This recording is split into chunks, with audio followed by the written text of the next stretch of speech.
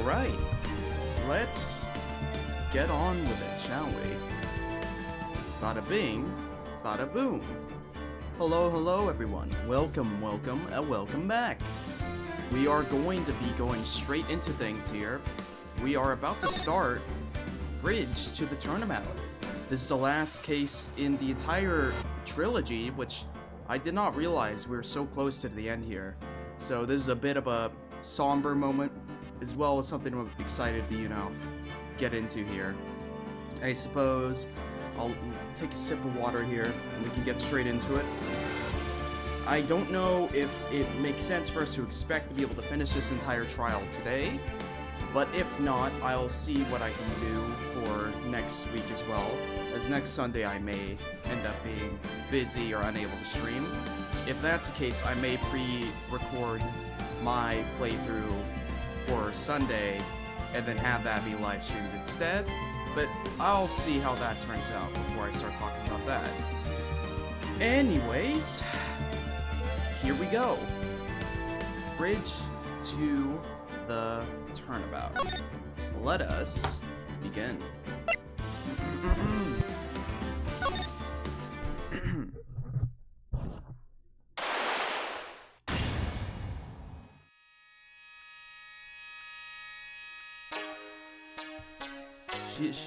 Shichi Shito, the treasured Korean village heirloom, whose name means seven-branched sword.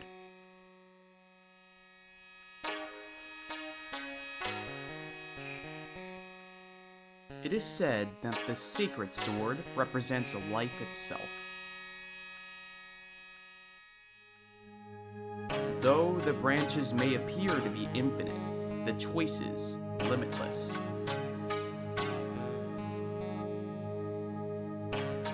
Like our destinies, the sword comes to but one end, one merciless point.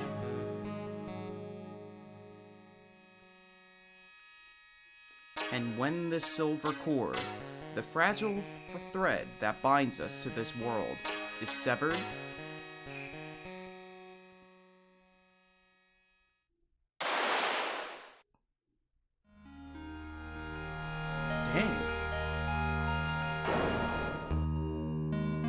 the illusion is revealed, and the implacability of fate is finally laid bare.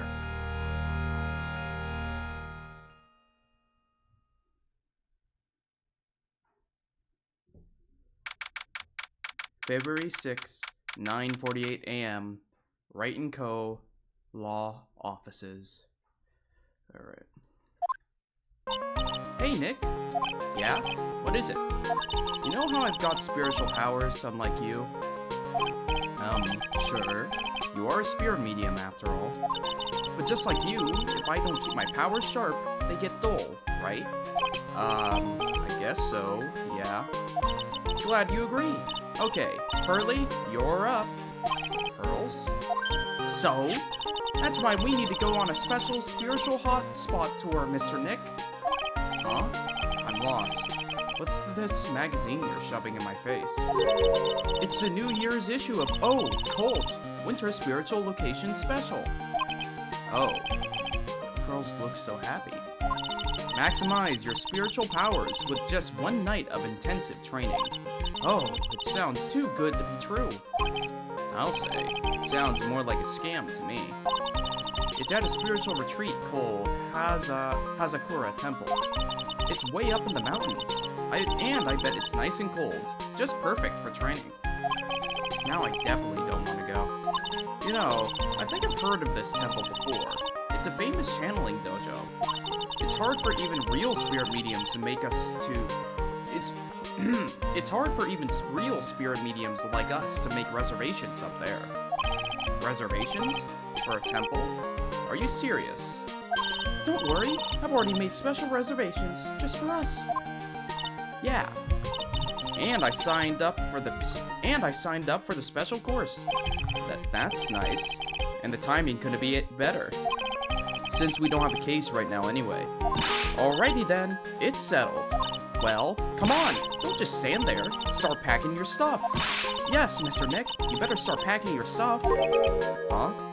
Me? Why do I have to go? Well, we have to be accompanied by someone over 20 years old. Hey, I don't have anything to do with spiritual powers. The only thing I can channel is a TV. So, is there a heated pool at this Hazakura temple? No, but you could stand under a freezing waterfall. Sorry, but I think I'll pass. I hate cold places. What? No way. How can you be so selfish? Come on, Mr. Nick. Look at this place. Doesn't it look beautiful? Is that who I think it is in that newspaper? Nope, not going. I'm gonna be nice and toasty at home. What the? What is it, Mr. Nick? Let me see that magazine. This nun. Is she a friend of yours or something, Nick? This girl. It's... My name is Dolly Hawthorne. I just want to say, it's an honor for me to be here in your noble presence. Honestly, how can any woman ever count on you for anything? You disgust me. But it can't be. She was found guilty and should still be in prison. Mr. Nick? I'll go. Huh? Hazakura Temple.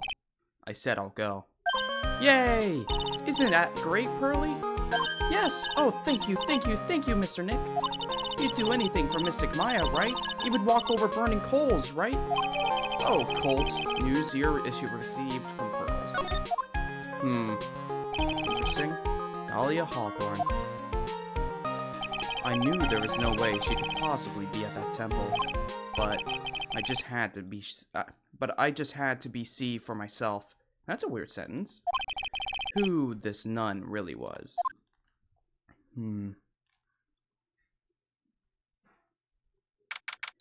February 7th, 3:24 p.m. Hazakura Temple, main gate. Oh. It's so cold here, Nick. Maybe you should put on something warmer for a change. Well, it's supposed to be cold. It's raining. Achoo! Her teeth are chattering so loudly, it's all I can do to make out what she's saying.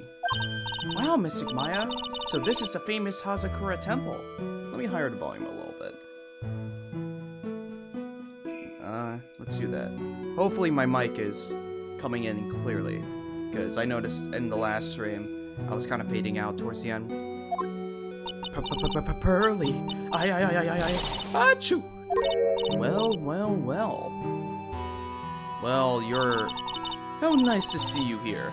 Welcome to our temple. Oh, thank you. Achoo! Oh my. Thank you for coming all this way. Come now. You must have been cold. What's with the past tense? We're freezing into human popsicle. Ho ho ho! Well, we are high up in the mountains after all. In any case, we shouldn't speak here. Please follow me inside. Thank you. I was starting to think I would pass. Oh, yes. I almost forgot to introduce myself. I'm the head nun here at the temple. My name is Bikini. Bikini? That's right. Actually, that's my temple name. What do you think? It's a tradition to have one, and I wanted something that has a nice image to it. So I thought, why not choose a bikini? Besides, it makes me seem younger. Wah ha ha ha! Ho ho ho! I don't like how her face has jiggle physics. It certainly does. Oh, I signed up for your special course. Well, my. Quite brave of you, considering how cold it is. Young people can be so reckless with their health. Don't blame me if you become one with those you channel. Wah ha ha! Ho ho ho! Reckless? Wah ha ha! Maybe you should take it easy tonight, Mystic Maya. We can come back another day. But you went through all that trouble to get reservation for me. Yes, that's right. You've come all this way, so please, enjoy yourselves. There's still time before supper, so why don't you have a look around?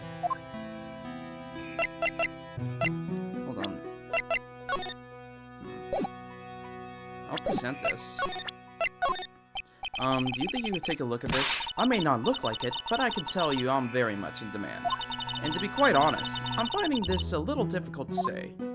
What is she trying to say, Mr. Nick? I think she's trying to say that she's busy. Be serious, but seriously, Nick, what's the deal? Nothing has ever happened yet, and you're already shoving evidence into people's faces. You need to forget about work and relax a little. Try to have some fun, okay, Mr. Nick? Yeah, you're right. Sure, pin the hyperthermia on the lawyer is great fun. Do you know I'm a lawyer? Okay. Doesn't really help the case that Maya said I was being a bit much. Okay. Channeling dojo. So what's a channeling dojo anyway? Oh my. You don't even know that? Forgive him, sister, for he knows not what he is. Well. Just call me Bikini and forget that sister part. A channeling dojo is basically a spiritual power training ground. We have special holy items prepared here to help people boost their spiritual power. Holy items. If you train an entire evening surrounded by these items, it's quite mysterious. The spiritual power of these items seem to envelop you. Wahahaha. Wow, she must have just gotten off the trolley from the land of make-believe. So what exactly is the special course? You must be incredibly devoted to be interested at that in such a young age. It's a training session where you sit on a block of spirit ice and chant a spell. 30,000 times, all while being showered in freezing cold spirit water. It's February now, right? You have to be careful this time of year. If you don't watch it, you'll catch phenomia or maybe even die of hyperthermia. So be careful, you hear? Wahaha! Ho ho ho ha! How am I supposed to be careful? Oh no, I knew I shouldn't have signed Miss Maya up for this. Sister, about this picture. Well, look at that. I must say I look rather divine here, don't you think? Oh, yeah, unforgettable in every way. You mean it? Oh, I knew it. Wahaha! Ho ho ho ho ho! The makeup was pretty tough, but Iris helped me out. Iris? The cute little girl in the photo. She looks just like me, doesn't she? We're just a small temple here, so she and I run the entire place. Really? That kind of sounds like fun. Sorry to cut in, but... This Iris. Where is she right now? Oh, just listen to you. You haven't come all the way up here just to find a girlfriend, have you? No. That's not what I had in mind at all. Anyway, Iris is in the inner temple preparing for this evening.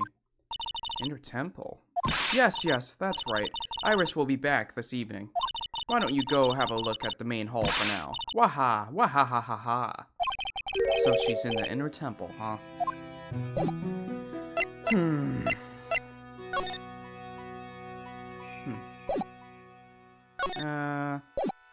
No, let's just move for now.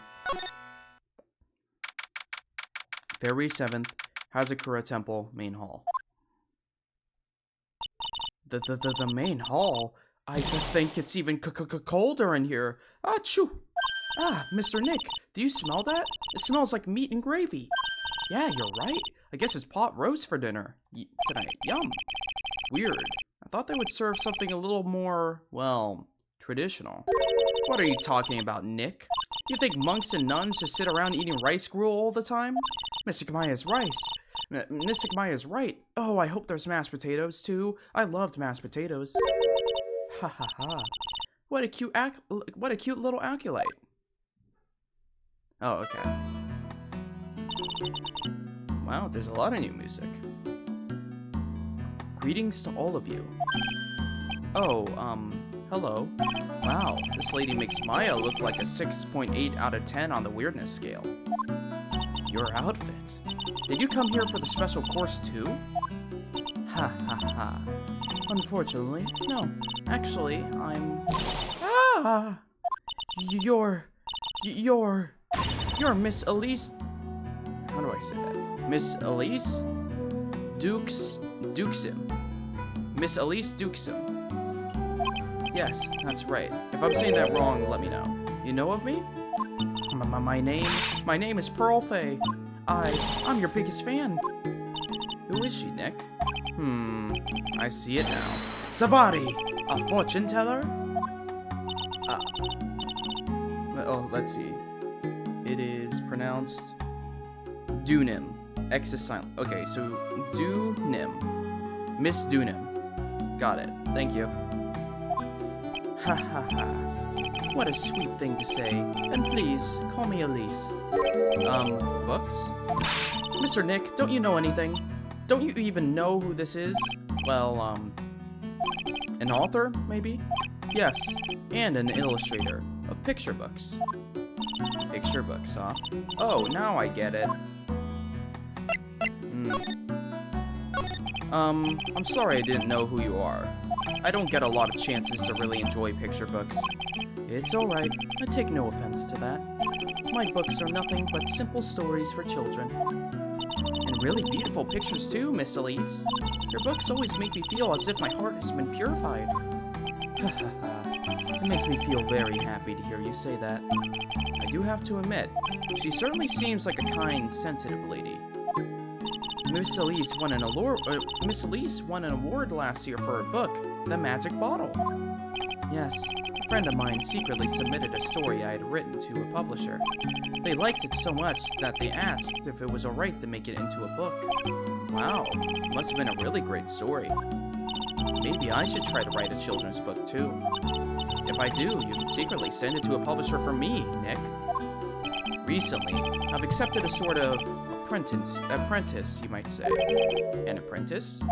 He calls herself Laurice Doonim. I believe he's off doing some landscape sketches right now.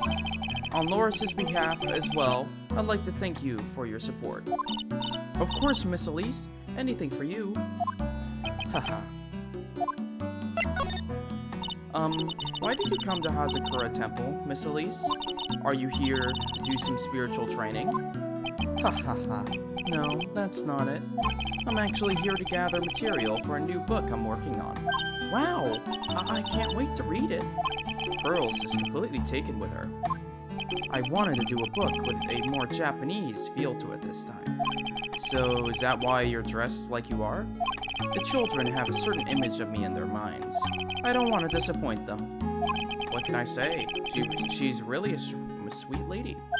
Wow, Miss Elise, you're dressed up like a mountain nun. Yes, the good people here were kind enough to let me borrow this. I'm wearing training clothes underneath my robe as well. I want a staff like that. You like the crystal spear?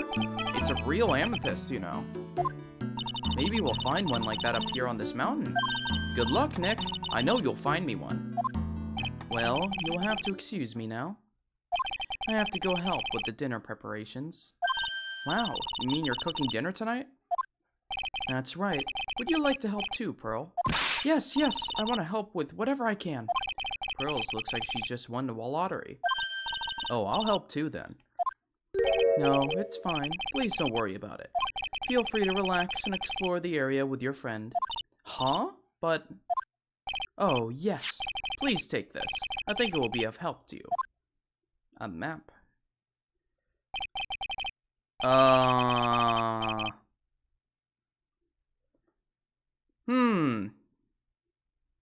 Deja vu. Have I been in this place before? Perhaps riding on a bridge.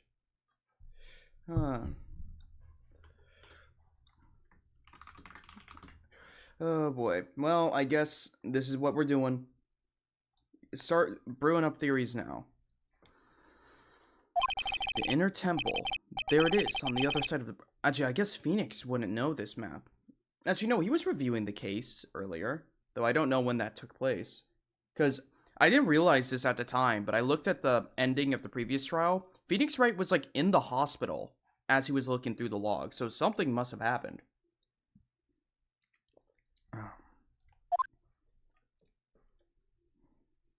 Well, if you insist, I guess we'll take this chance to go check out the other temple.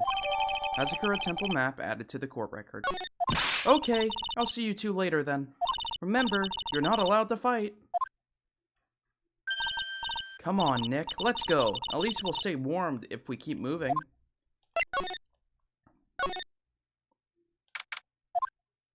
Huh? Where did Sister Bikini go? I guess she went to the inner temple to go help with the other nun out. Alright, I think her name is Iris? Yeah, that was it. I want to find out who Iris really is, but I'm scared of what I'll find.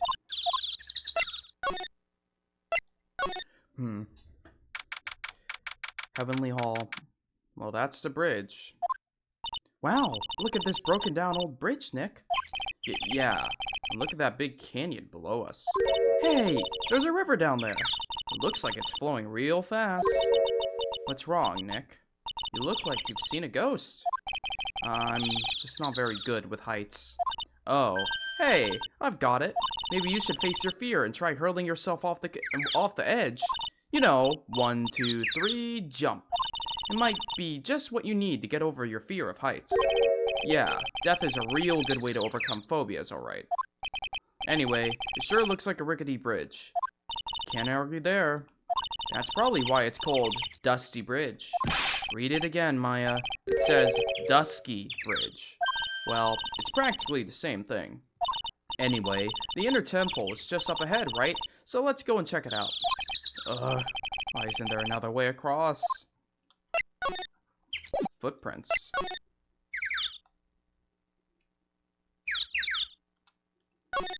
Come on, Nick. Why don't we hop across the bridge? It'll be fun. I'm not sure. It looks like a bunny hopping across the bridge would destroy it. Okay, Nick. Then let's try to find a cute, fluffy little bunny and test your theory. That right there sums up the fundamental differences between sane and insane. And there's also this phone. I can't believe there's a public phone here. Who would ever use it? The people who live here, I guess. I doubt they have any real phones here. Yeah, but it looks like... But it took like a 20-minute walk here from the main hall. It would have been smarter of them to build the main hall here, don't you think? Maybe you should work on channeling someone who makes logical sense, Maya. Well, alright. Inner Temple. February 7th, Inner Temple Gate. Whoa. That bridge was shaking like jello in an earthquake. And at least half of the wood on that rickety bridge was rotting, I bet. Not to mention the last part only had like one board left on it. What's wrong with you? Your face is all green. Can you not pick on me for a second? I'm still trying to get over the shock that we made it safely across the death trap. Yeah, I guess I'm a bit surprised, too. Yikes! That temple is in bad shape. It looks like it could collapse at any time. I guess people don't use it too often. Is this really where you were going to train tonight? That has to be it. It's kind of creepy around here. Like a ghost might just jump out at you or something. A spirit medium afraid of ghosts? Isn't it ironic, don't you think?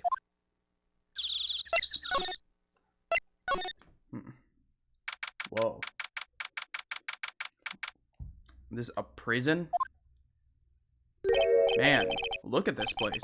It's just a tiny, freezing cold room. So this is where you'll both be training, huh? Huh? What do you mean, both? I'm the only one. Really? But I thought... Pearlie's just a little kid. She couldn't handle this kind of intense training. So says the girl who I can barely hear over her teeth chattering. Anyway, the real training room must be behind that door over there. Yep. Definitely getting the feeling it's back there. Even I can sense that there's something supernatural about the cavern behind that door.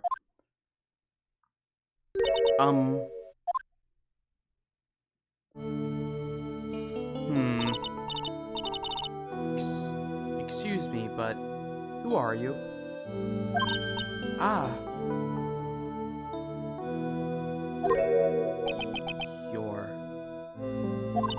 Hi there.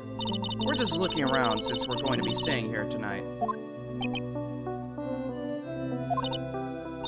Is something wrong? Oh, no, it's nothing. I wonder why she's spaced out like that. Don't you, Nick? Did you say something, Maya? Not you too, Nick. My name is Iris. I'm one of the nuns here at this temple. I'm Maya Fey. It's a pleasure to meet you. The pleasure is mine. Please excuse me. I have some, chores to attend to. Oh. She sure is beautiful. And a bit spacey, I guess. I guess she's just not used to talking with urban sophisticates like us. Sophisticates like us. Nick? That girl. It can't be, but... This is really... creepy? I feel bad for Phoenix right now. Let's see. I guess main gate. And then main hall. And then... Oh, wait, where were we supposed to go? Okay. Unless there's something else that we could have gone to while over there that I missed. Forcing Phoenix to go over that bridge over and over again. Maybe we could have gone further in? The actual training area must be on the other side of this door. I wonder what it's like. Phooey, it's locked. Come on, Nick. You know you want to open it for me. I can't. You've been kind of a bad mood lately, haven't you, Nick? Savati! I know what it is. I-R-I-S. Ha ha ha ha ha! Iris and Nick sitting in a tree. K-I-S-S-I-N-G. My, I mean, listen. It's a very funny until you realize that they're, I don't know. Yeah, there's a lot to unpack there. There's a lot. Look at this antique dresser. I wonder if there's anything valuable inside. It also kind of makes me realize, despite this being a third game, I feel like Maya doesn't know. I don't know. I feel like it's a bit of a stretch to say she doesn't know Phoenix all that well, because she does. But also like she knows him well in like the law, and knowing that like she knows stuff that Phoenix is willing to talk to her about, but like honestly, I feel like there's still a lot of stuff that Phoenix has going on, like a previous relationship, a previous whole thing that Maya has no idea about. Let's have a look. Nothing. Just a bunch of clothes. Hey, Nick. Huh? Oh, sorry. I was just thinking. Oh? About Iris, I bet. Looks like you've been bitten by the love bug, Nick. Is all of this just gonna be... things like that? A hanging scroll. Doesn't look that old either. Ah! Ack! What is it? Why do you scream like that? This scroll. It's my mother. What? Uh-oh. It's Misty Faye, the master of the Korean School of Channeling. Are you sure? Yes. That crest at the top of the scroll. That's the special mark of the master of our tradition. So that's what the mark means. What is it? Nothing. It's just that I last saw her over 15 years ago. If it wasn't for that crest, I wouldn't have even known it was her. My own mother. And I can't even recognize her face. Hanging scroll added to the core record. Okay, so interesting. Showing Maya's mother, Missy Faye. It's not that old. That crest at the top of the official mark. Yeah, okay. I wonder if this temple has some sort of connection to the Faye family. I think it does, actually. Supposedly, it was founded by a branch family member of the Korean school. I'll have to ask Bikini in more detail when I get the chance. About Maya, and the Faye family in general. Okay. I guess that's worth noting. I should inspect stuff. That seems important. Oh, there we go. Phew! We managed to make it across Dusty Bridge. Nick, you look green. Are you feeling alright? Hey, what's wrong with you? Ever since we met Sister Iris at the training hall, you've been really quiet. Huh? Oh, I'm sorry. Hey, you! Wait up! You think he's yelling at us? He must be. There's no one else around. Would you mind moving? You're standing right in my way. Larry? Ah. Hey, I know you. You're... Whoa, sorry, gotta run. See ya. Hey, wait a minute. Oh, nice to meet you. I'm Lou Rice. Oh my god. I'm Lou Rice. How was it? Dunim. Alright, I'm Lou Rice Dunim. Liar! You're Larry! Your clothes may change, but you're still the butts. Shut up! I'm Laurice! And I'm just here to do a sketch of Dusky Bridge. So, it really is our Larry. Now that I get why he's not that I get why he's pretending to be someone else. Well... So, what are you doing with the last name Duxim? Oh my god. Dunim. Well, I wanted to start over again with a clean slate. A clean slate? You remember, don't you, last time? The mask case. After that, I started to realize I didn't like this guy known as Larry Butts. And that's when I came across it. The Book of Destiny. The Book of Destiny? Do you mean The Magic Bottle by Miss Elise Dunim? It's so beautiful, so moving, so gentle. My heart felt cleansed. I was saved. Maybe I should buy a copy of The Magic Bottle. Wow, Larry would make a great book salesman. I really want to get that book now, too. She's the most wonderful person I've ever met. I'd follow her anywhere. Well, she certainly is a very elegant lady. You see? Here's a photo I took of her in secret. Wow, that's a beautiful photo. You want a copy, don't you? It's okay. I just happen to have made extra prints. Alright. Interesting. Still, it's kind of hard to imagine you as a picture book illustrator. So tell the truth. You must have some kind of ulterior motive, right? What are you talking about? You better not be going after you-know-who. I don't trust anyone anymore, especially not women. Talk about a bad case of denial. Anyway, can you even draw well enough to make a picture book? Art isn't only about technical skill, you know. It's also about having a pure heart. And that's why I'm asking, can you draw well enough to make a whole book? Now that you mention it, I wonder. It looks like you still have some doubt in your heart. It's true, I do. But when I first saw her, I felt it. Something inside me ended, and something else began. Oh, Larry. It sounds like you've fallen in love with Miss Elise Dunim. No, you're wrong. It's not her. It's the other girl. Other girl? Uh-oh. I got a bad feeling about this.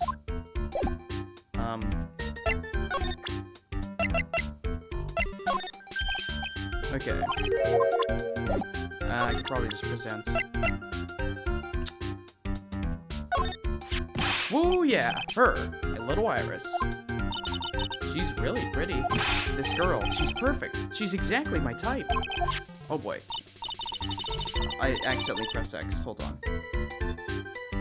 I wonder if something... Dang it. Hold on. I can grab the YouTube thing so I can replay that.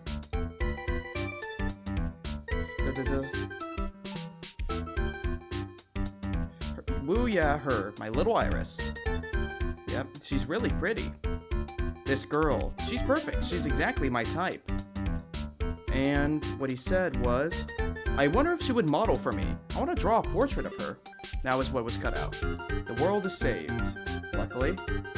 Anyways, back to it. Yeah, you always liked those model types, didn't you, Larry?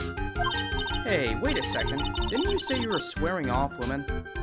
It's Larry, what do you expect? Huh? Yeah, that's right. Of course I have. I have, basically, but Iris is different.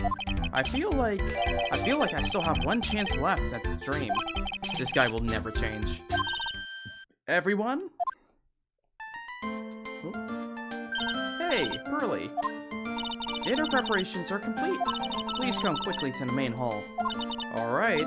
I can't wait to dig in, Pearly. I'm going to go to the inner temple and call Sister Iris. I also want to have a look at where Mystic Maya is going to be training.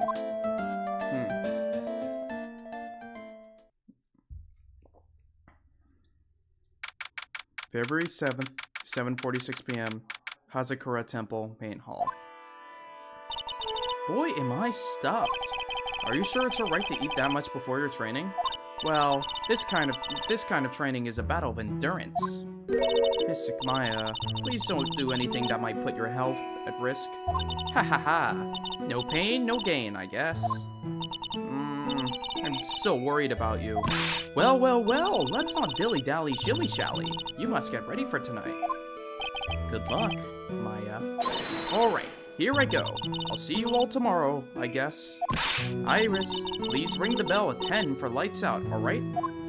Yes, Sister Bikini. And then, after you ring the bell, I want you to come join us at the training hall. I understand, Sister Bikini. Maya and Bikini really seem excited about this training thing tonight.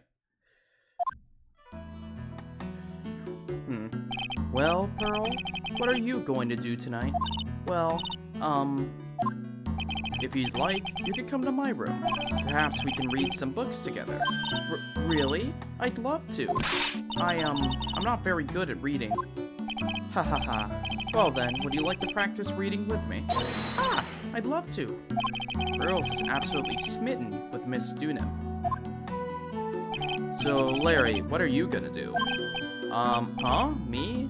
Well, I'm just gonna go hang out in my room. I can't stand the cold at all. I totally hear you there. Miss Elise? So, for example, how do you read this? It says, gravely.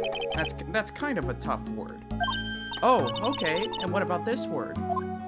That's another tough word. It says, roast. What kind of books is she reading anyway? Well, I'm going to go wash the dishes and help clean up. I'll go visit you when I'm done, Miss Elise. Well, not much to do except head to my room and huddle under the covers, I guess. Pearl, those words are easy. I read them easily. Good job, Roland. You have defeated the 9-year-old child in reading comprehension. Ugh, it's a whole different type of cold up here in the mountains. Ugh, why couldn't the nearest bathroom just be a little closer to my room? Mr. Wright? Yeah! Oh, Miss Dunham, are you going to use the bathroom too?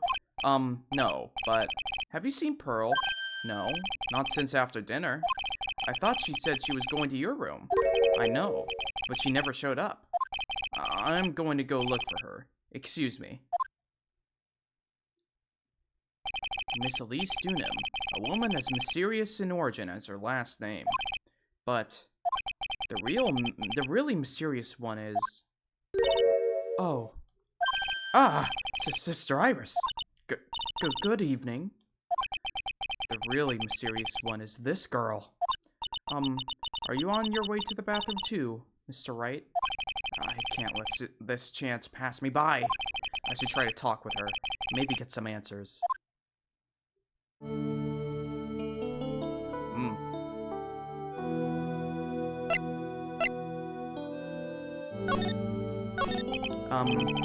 Your sister Iris, right? Yes. So, when did you come to Hazakura Temple? I don't remember. Ever since I was a small child, the temple has been my home. So you've never left?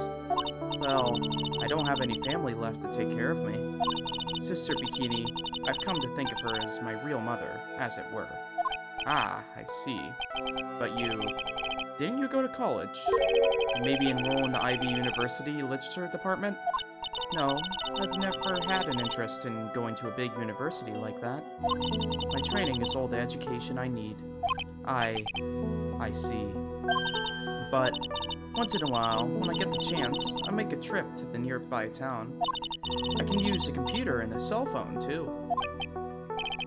That's not exactly something worth bragging about, but I don't see any psyche locks. So I guess that means she's not lying. Please, don't stare at me like that.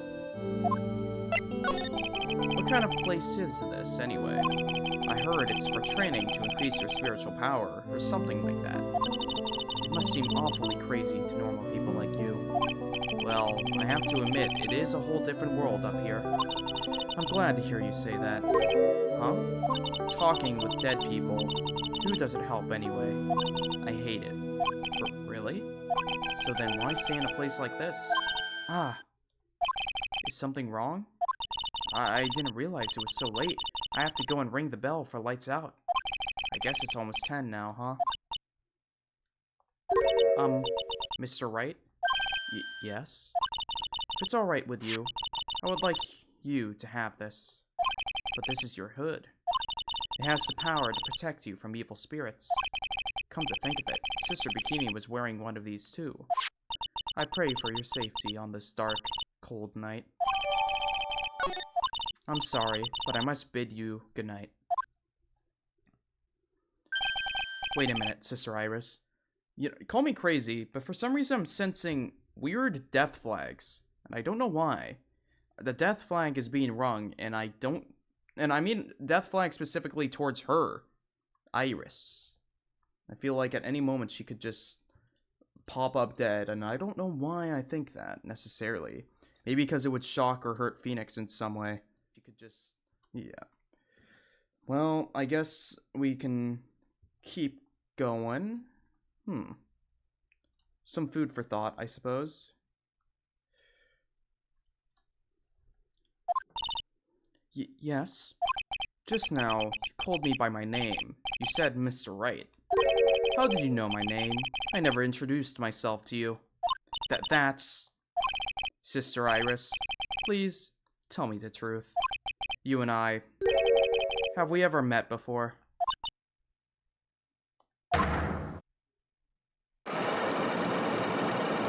Damn! Iris.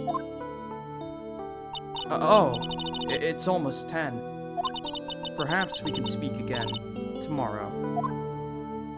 That pretty much confirms it.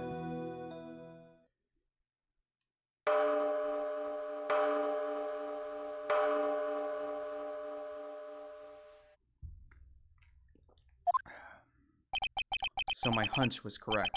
She does know me. I'll have to try to talk with her again tomorrow.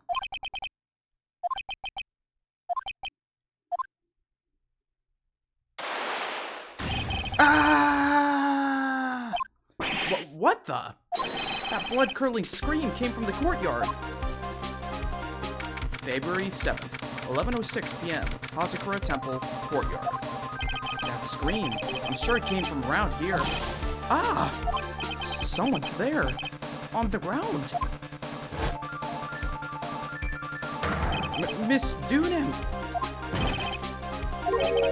I just stepped on something soft. Hey! Don't step on my tummy like that! What are you doing lying there in the snow? I was passed out. What do you think? So that blood-curdling scream is you? Forget about that. Hurry up and call the police. Is there even a phone in the main hall? No, but we still get reception up here in the mountains. You must have a cell phone on you, right? I didn't bring it with me. Oh, you're useless. I mean, even Iris has a cell phone. You've got no choice. You'll have to use the public phone by Dusky Bridge. Hurry, hurry, hurry, hurry! Run as fast as you can. Yes, ma'am. If you don't hurry, Iris will. Oh, what? Iris will what? It's further than I thought. The bridge is just up ahead. Have to go tell Maya what happened too. Ah!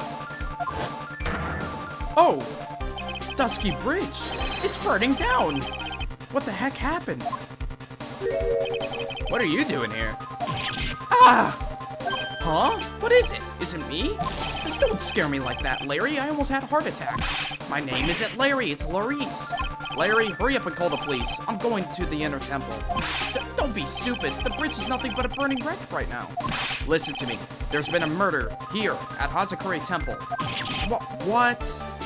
The murderer might have fled across the bridge. I have to make sure Maya is safe. But Please, call the police. I've gotta go. Get out of my way, Larry. It's too dangerous. Nick, wait! I must have been crazy. I knew how dangerous it was, but I still went for it. Ah! Nick! Weakened even more by the fire, the rickety old bridge's planks snapped and gave way, and as I was swallowed by the eternal darkness that surrounded me, a final, terrified scream rose up to pierce the frozen air of that harrowing night. Puh. To be continued. London Bridge is burning down, burning down, burning down. London Bridge is burning down, my fair lady. Date. Brr. Time. Brr. Location. Brr. Who could that be at this time of night? Yes, Edgeworth speaking. Edgy, get up! It's an emergency! Huh? Larry? Do you know what time it is? It's not Larry, it's Larice! Larice Dunham! This is nothing more than a terrible nightmare. I'll just roll over and... Wait, don't hang up! It's an emergency! It's Nick! He took a really nasty spill! Well, it wouldn't be the first time, so... I'm not joking! His life is in danger! What? What happened? Tell me. Talk about a guy with a bad luck. He may already be dead. Anyway, you've got to come back. You're the only one that can help. My Iris, my beautiful Iris, she needs help. All right, I don't know what's going on, but I'll be there as soon as I can. I'm at the detention center. Please, hurry!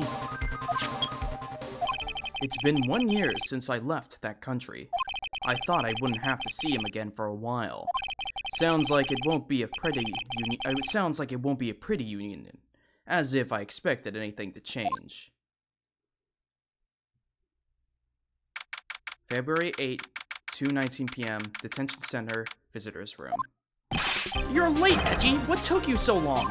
I don't want to hear it. I chartered a private jet to come as quickly as I could. Well, you should have chartered a faster one. Anyway, just listen.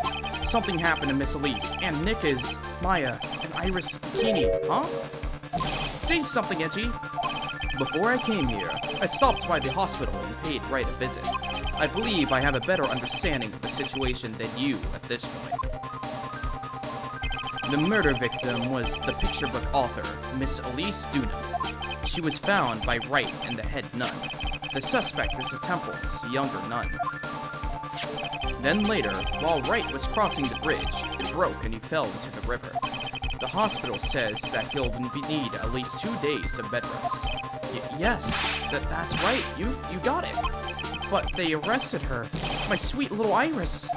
And here I was, convinced he was the one the police had arrested. However, I still don't understand what these 2 items are for.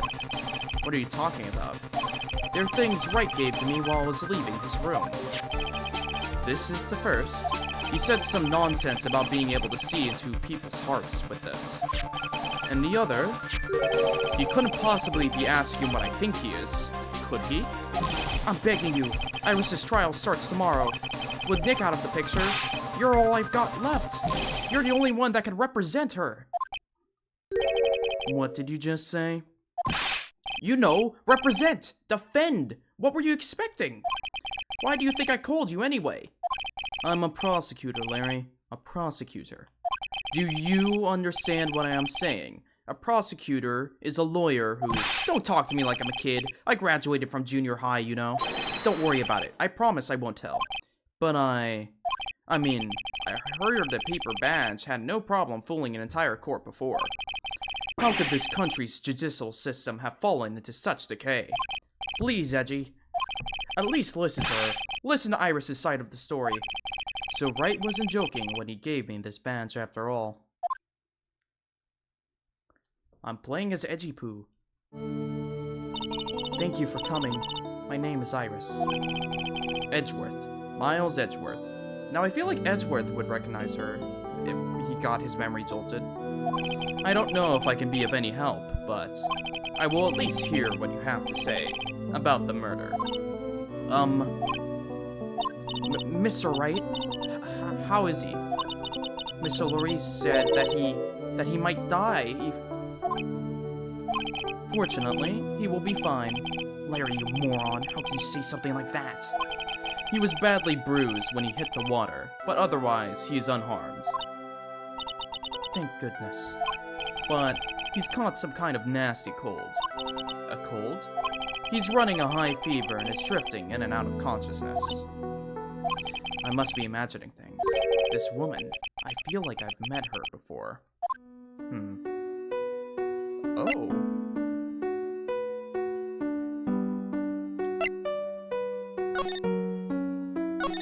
Pardon me, Iris. I would like to ask you something, if you don't mind.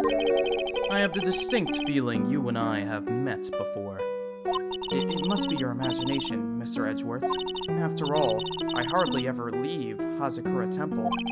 Hazakura Temple? What's that? It's a place where those who wish to boost their spiritual power come to train. You need to undergo some very difficult training to release your inner spiritual power. Spiritual power? Did you go to that temple for that reason as well? No, I don't have any spiritual powers. I don't need them. In that case, what are you doing at that temple then? I've committed some sins. Sins that I need to pay for. That's why I'm there, and why I continue to train, to purify my soul. I want to ask you about last night, the night of the crime. Alright.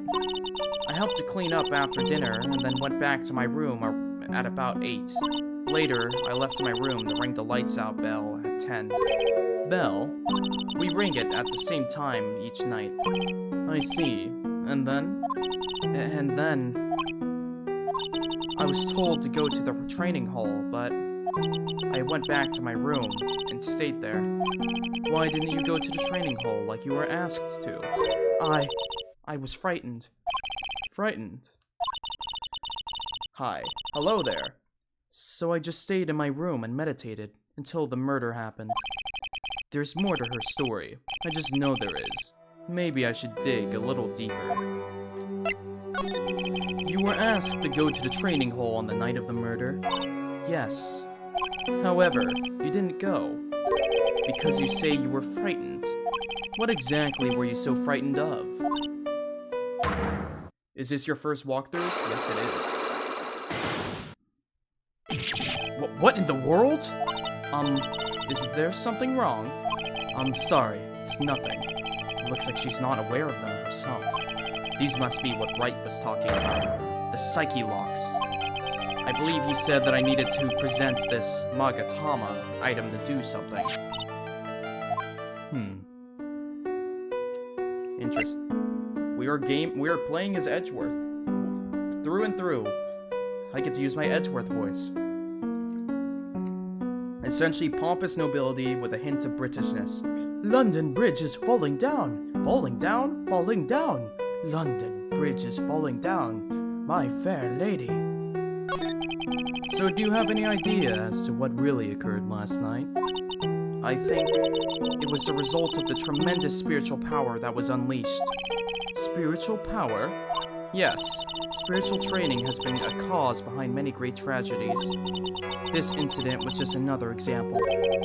Iris, I'm sorry, but I can't accept that.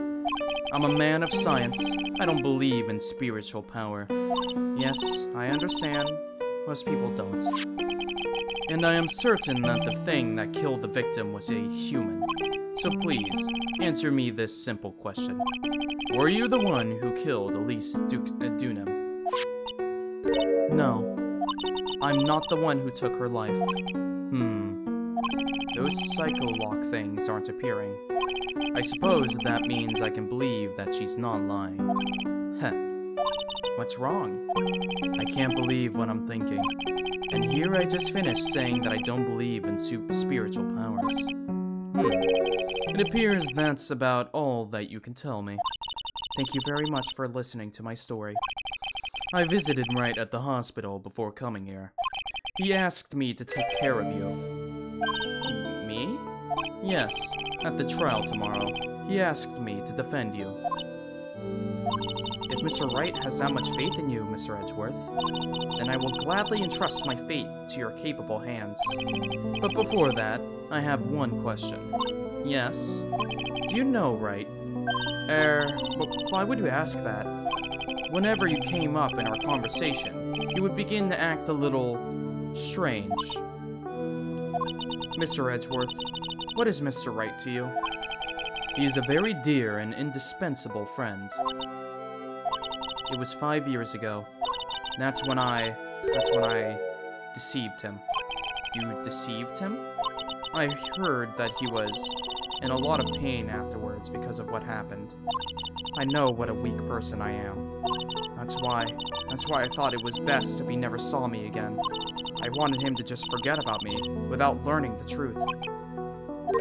Well, if you ask me, Wright is still suffering.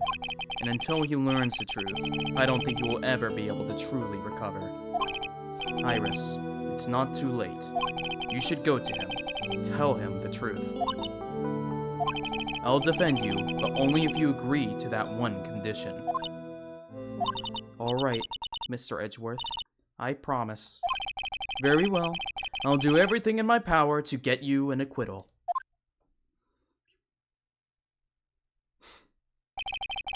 This is awesome. That's enough information gathering for now. I should head to the crime scene.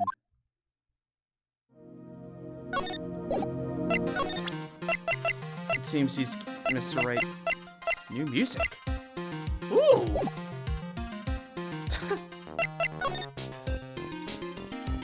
Edgeworth time. Oh, and we're gone. February 8th, Dusky Bridge. It sure is cold, alright. So this is it. Dusky Bridge. Oh, wow! It's you, Mr. Edgeworth! Gumshoe? Ugh. Detective Gumshoe. Long time no see! It's been about a year? Or has it been longer? Personally, this is my favorite case in the whole trilogy. I have heard a lot of hype as well about this case. Also, FYI to the Twitch chatters, I'm talking to YouTube chats. It's just, right now there's a thing where currently chat will only visually display Twitch. I still have not gotten around to fixing that, but I will eventually. Anyways, Gumshoe is here! Gumshoe and Edgeworth, the ultimate duo! It doesn't matter, detective. Thought you were schizophrenic for a bit? No, there's a YouTube chat, Rulin. It doesn't matter, detective. What does matter is why you're shuffling around up here. Oh, ouch! And there's that sharp left jab. Well, I'm happy to see you anyway, Mr. Edgeworth. Let me guess. You were transferred by HR to the local precinct. A wise decision. The vast amount of nothing up here should be quite easy to guard. I heard you were back in the country and arranged to come all the way out here. Everybody was real nice. They even let me take charge of the investigation, sir. Gumshoe indeed. Like gum on your shoe. He's impossible to get rid of. That's what his name... What? You're telling me this whole time... Gumshoe has the same Larry Butts thing? Edgeworth just never said it out loud. Like gum on your shoe. He's impossible to get rid of. Yeah, that's my goat right there. I'm supposed to report on the details of the crime scene, sir. Anyway, here I am, Detective Dick Gumshoe, reporting for duty. No, Gumshoe just means... I know Gumshoe means detective, but I like the phrase... But I like the phrase, like gum on my shoe. He always seems to... What's it called? He always seems to stick around. I like that phrase, even if I know Gumshoe, of course, is referring to actual detective. Anyway, here I am, Detective Dick Gumshoe, reporting for duty. Great. Thank you, Detective.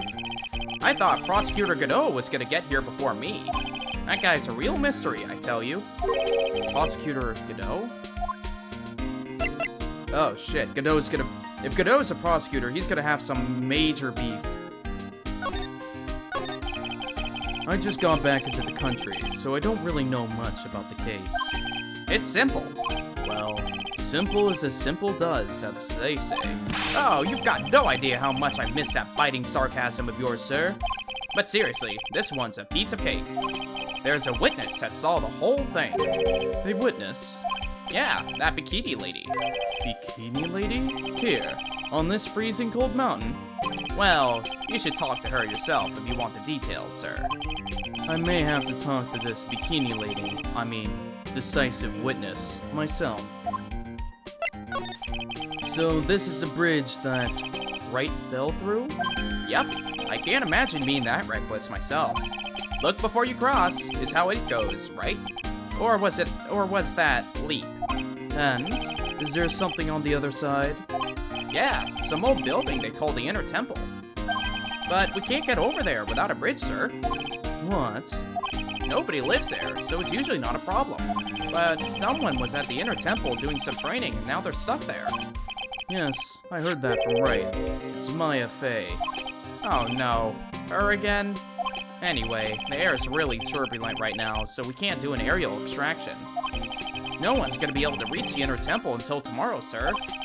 Will she be alright in this cold? So, how did this bridge burn down anyway? We're almost 100% sure it was lightning. Lightning? So who is this prosecutor Godot? I've never heard of him. Yeah, he's a new guy. Showed up after you left the country. He's a complete rookie, but nobody can say a bad word about the guy. What kind of man is he? He's just became a prosecutor recently, but he's good, sir. Real good. If he's so good, how is it that I've never heard of him? Is he the lead prosecutor on this case? You bet he is. After all, you know who is right in the middle of it. You know who? Phoenix Wright, of course. For some reason, Godot has really gotten in for Mr. Wright. Oh? Yeah, he seemed to have some kind of grudge. And what would be the cause of this grudge? I don't know. Maybe he made fun of his mask or something. None of this is making any sense. I'd better go look into this Godot myself. You're telling me the bridge caught on fire due to a fluke bolt of lightning? Yep, last night it snowed for the first time in 3 days. It's a little unusual for lightning to occur during a snowfall like that, but according to the weather data, lightning definitely struck. Weather data added to the court record. I see. This is a very detailed weather report. Almost too detailed. It even has the exact time the lightning struck the bridge. Oh, that? We got that information from the witness's testimony. Someone actually saw the lightning hit the bridge. Who is this witness? Sorry, I'll go ask one of the local cops later, sir. Interesting. Eagle Mountain weather, snow with occasional lightning strikes. Interesting. Around 30 minutes pass between fire starting and going out. Okay. Let's go to the main gate. Yo, Edgy! What took you so long? I'm so cold my brain's turned into sherbet. I knew it was a mistake to race back to this country. What do you mean? Wright is going to be fine, and the case itself isn't anything unusual. And I find myself taking a request to defend a woman accused of murder. Hey, wait a sec. Hold it! Objection! What's going on here, Mr. Edgeworth?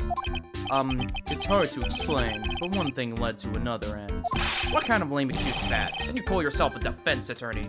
Prosecutor Edgeworth is a prosecutor. That's why he's Prosecutor Edgeworth. Prosecutor Edgeworth, defense attorney, just sounds plain old weird, pal. Right, Prosecutor Edgeworth? I'm not sure what role I'm supposed to be playing anymore. Dude, Edgy, I don't see you for a couple years and your heart turns to sherbet.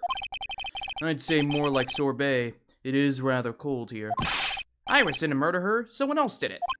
I just know it, okay? So trust me on this one. Dude, I have to say, I love this pair-up. This is such a chaotic pairing of, like, characters.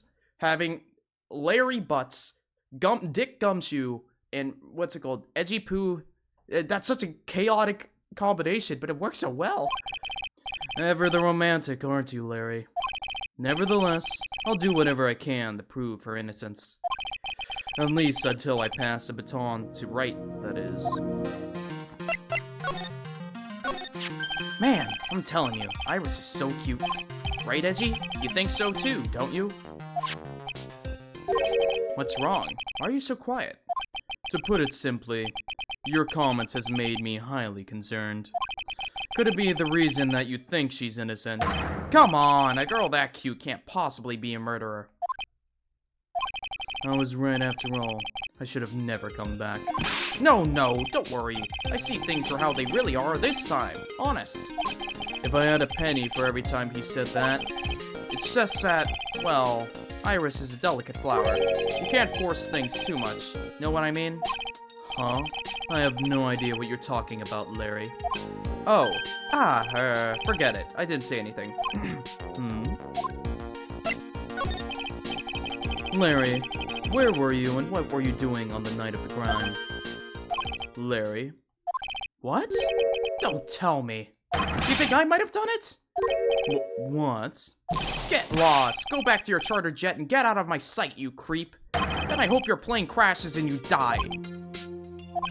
I'll ask just one more time. On the night of the murder, where were you and what were you doing?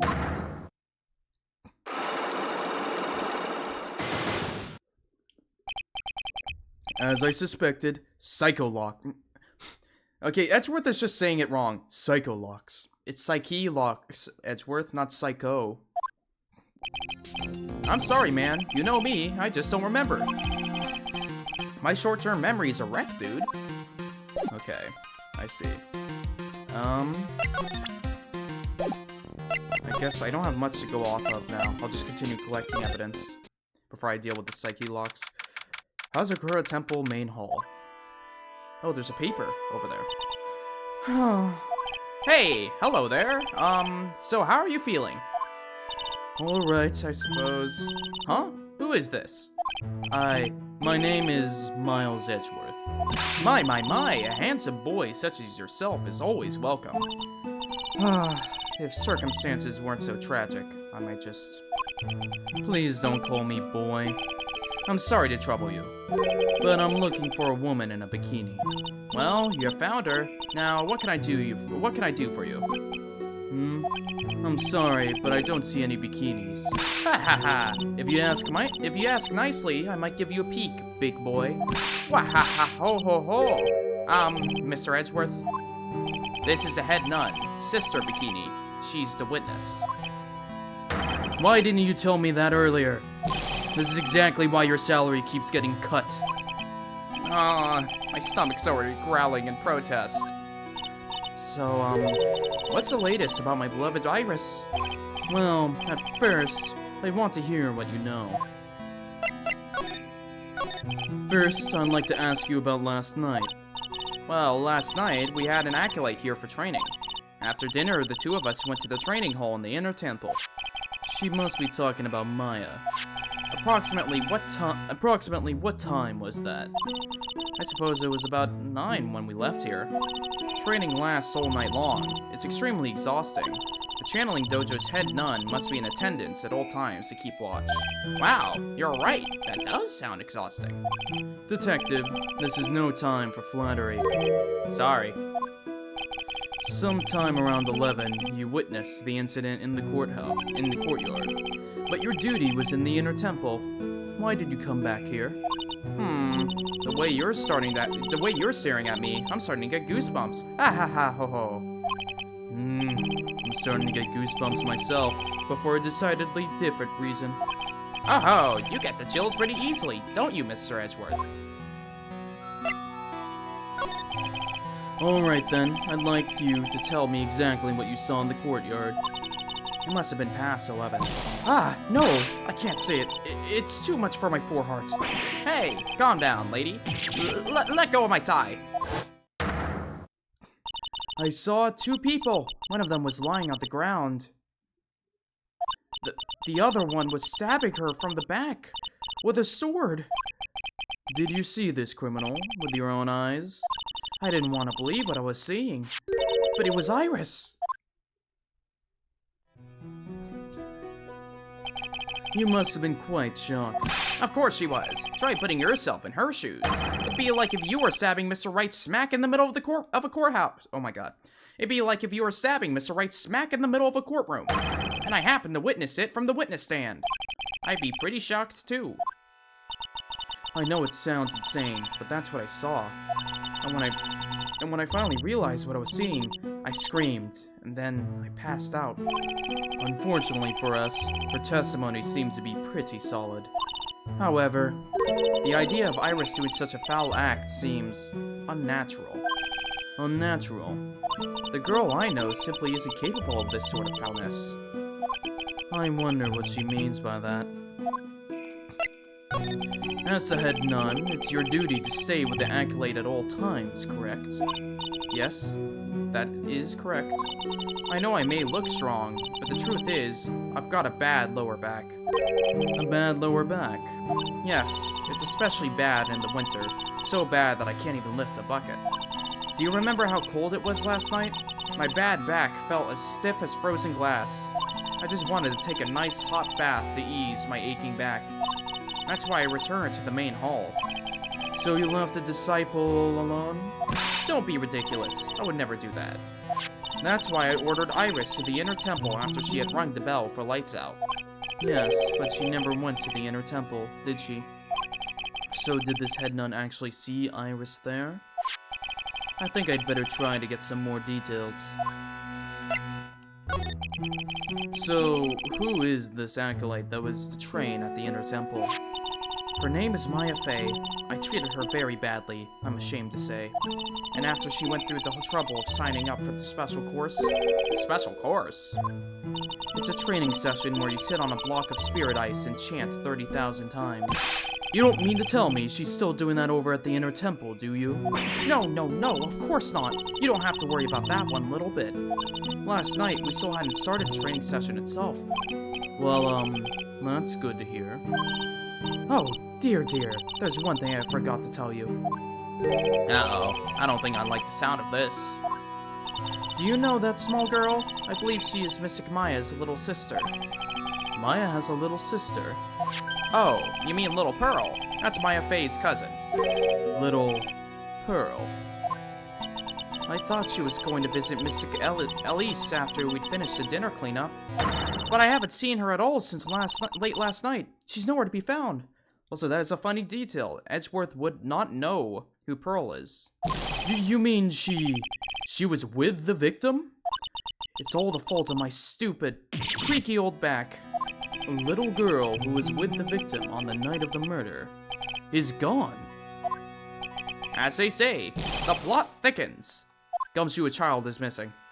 Hold on, I have to look at, what is this? There are more Esna cushions in the corner of the room.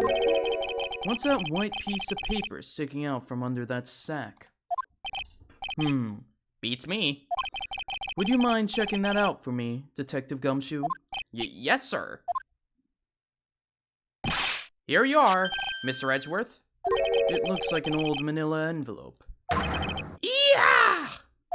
What is it, Detective? This could be it! An ultra-important clue! A super special clue! I suppose I should read it myself, then.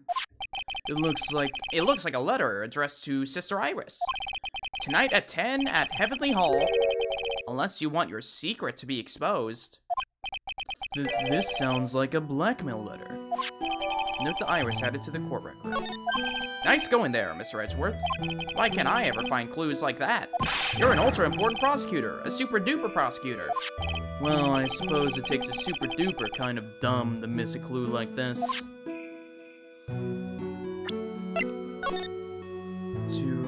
Salutation here, there is something I must talk to you about. I'll be waiting for you tonight at 10 at Heavenly Hall. Make sure you come unless you want your secret to be exposed. Okay. Interesting. Indeed interesting. If that's the case, then I guess I could present it to her. Do you know what this is? Do you know anything about this old crumpled up letter? Is that addressed to Iris? Yep, it clearly says to Iris on it. I can't believe it. That girl doesn't have any secrets from me. Ah, so Sister Bikini doesn't know anything about it. About this here. Let me see. Okay, blah, blah, blah. Interesting. I wonder why we have this picture. The fact that it's evidence means this might mean something. But what?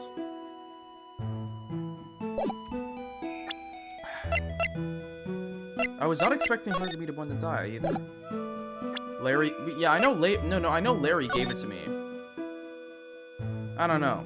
I wonder how this will be relevant though. Okay. Move. Oh my God. Bloody. February 8th, Hazakura Temple Courtyard. And this is where the murder took place, sir. Other than removing the body, we left everything else untouched. Thanks, detective. I'll just have a look around. It looks like the police are still investigating. Oh yeah, by the way, I thought I'd better ask, just to be sure. Are you really gonna defend that nun, Iris, at the trial tomorrow? Yes, I will. I gave her my word, and now I must follow through with my commitment. Well, in that case, I've got to be careful. Gotta make sure I don't leak the prosecution's whole investigation. Don't worry about it, detective. Just keep your mouth closed, and I think most of it will flow out on its own. You got it, sir. I'll make sure it flows out like water from a tap. Yes, you do that, detective. Just how much has your running spout leaked over the years? Let's take a look at this bloody scene. I think that's the most blood we've ever visually seen. So the sword from this gold statue is actually the murder weapon? It sure is. It's called a Shichishito, by the way. Nasty piece of work, sir. I love Gumshoe, best detective. True. I suppose this is the victim's blood? Yep, it's all over the blade. And speaking of all over the blade, there are fingerprints all over the hilt of the Shichishito too. Fingerprints? Naturally, they match the prints we got from the younger nun, the defendant. Her fingerprints are on the murder weapon. What's wrong? You're looking really solemn. Is this how it is for Wright? Is this what it's like to be a defense attorney? Yeah, I figure it doesn't feel really good. To be honest, it feels more like it's detrimental to your health. Well, why do you think Phoenix Wright's hairline is receding? Is it receding? I don't know. If it is, it's receding in the opposite order. Okay.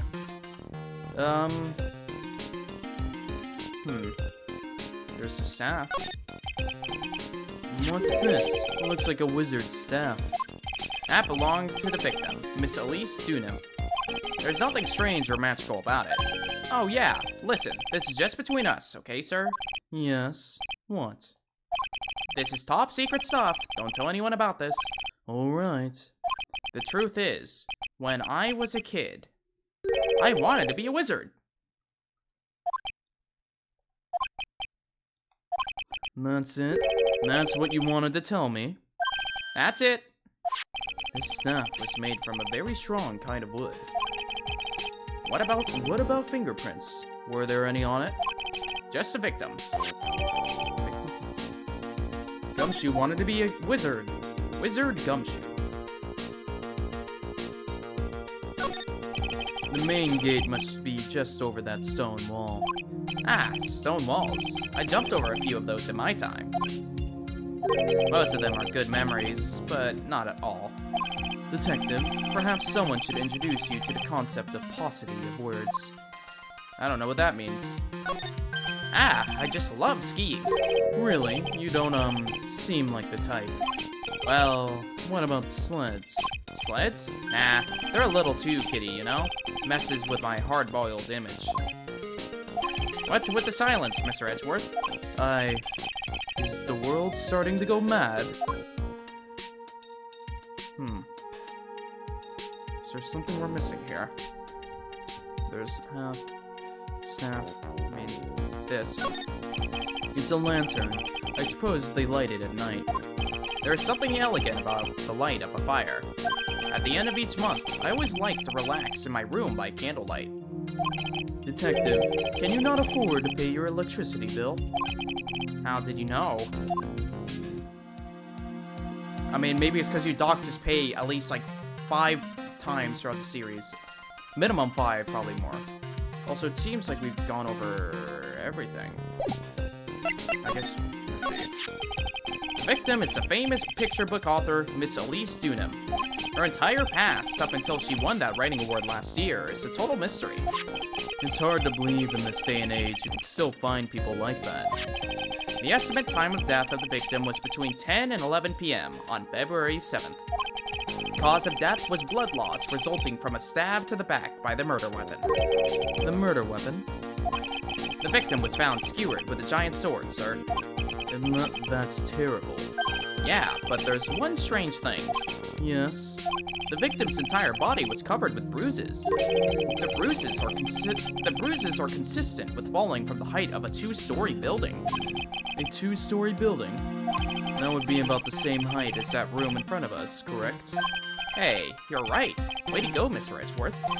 That just happened to be the room that Elise Dunham was staying in. Maybe she was pushed out of the window after she was stabbed by the sword. Body fell 10 feet. Wait. Body fell 10 feet after death? Not before. Huh. Now then, detective. Let's see if we can summarize what we've learned so far. Okay. Let's take a look at the map. According to the testimony of Sister Bikini, the head nun, right after they finished dinner, she and Maya Fey headed to the inner temple.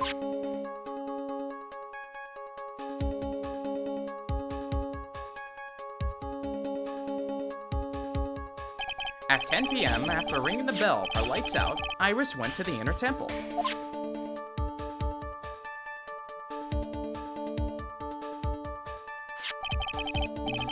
When she got there, Bikini had her take over while she went back to the Hazakuri temple.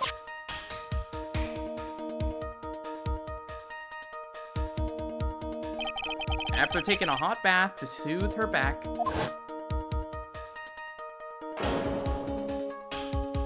Sister Bikini witnessed a murder in the courtyard.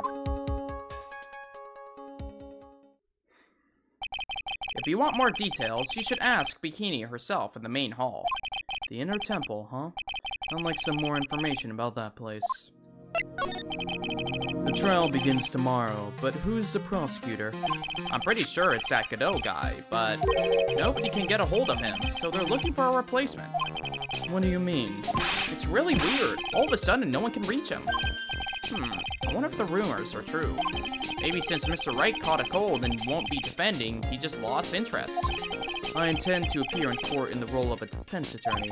However, I would be quite unhappy if it came out that I was the prosecutor.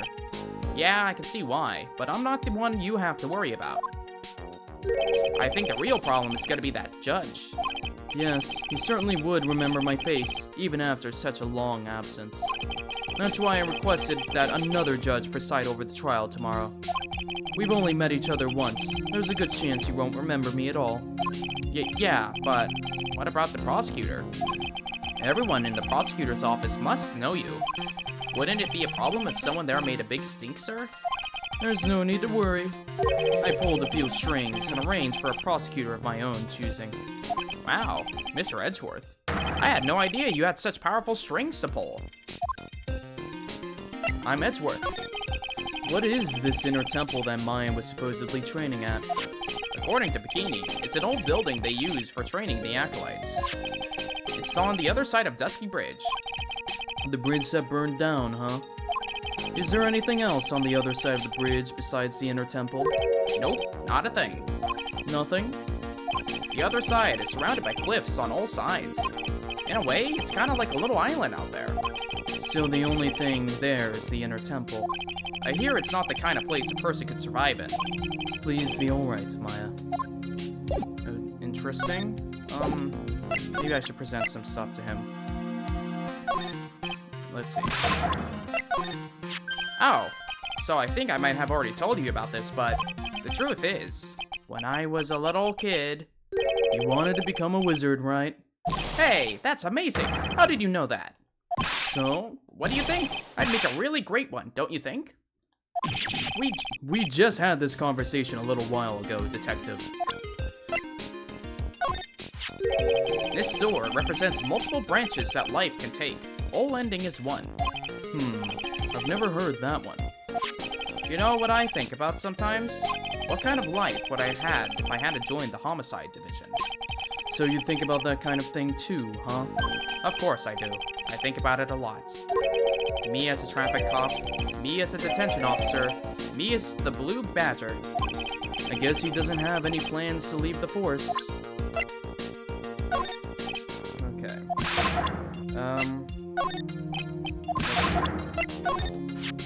There's a lot we don't know about this victim. We don't know her real name, her background. We don't know anything, really. That's rather odd. If she was trying to hide her identity, why would she become an author? I'll bet it was just one of those things, you know. She probably never expected to get so popular. Okay. I think that was pretty much everything. Yeah, okay. I think now we can attempt to maybe start presenting things. Maybe we can deal with, Oh, wait, I have not saved once. Oh my goodness. Okay. It's a good thing I remember that. That's kind of important to do. What is... You're not lying to me. I can move on. Actually, maybe I could present to you some new stuff. This staff? No, it's... I don't have anything I necessarily need to present to you at the moment. Let's go deal with Larry. Oh. February 8th, Hazakura Temple main gate. I don't see Larry anywhere. Maybe we scared the poor kid away. His heart was shut tight with a number of psycho locks. I guess I'll have to look for him now. What a thorn in my side. Okay, Larry's on the run. Oh, wow.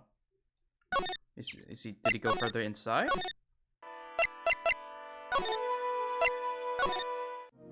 Oh. Then let's go to the detention center, I guess.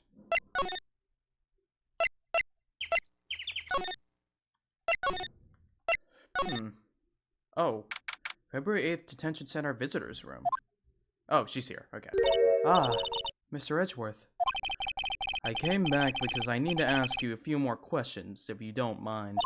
But I have already told you everything that Iris, please remember. I'm on your side. You can tell me anything. Yes.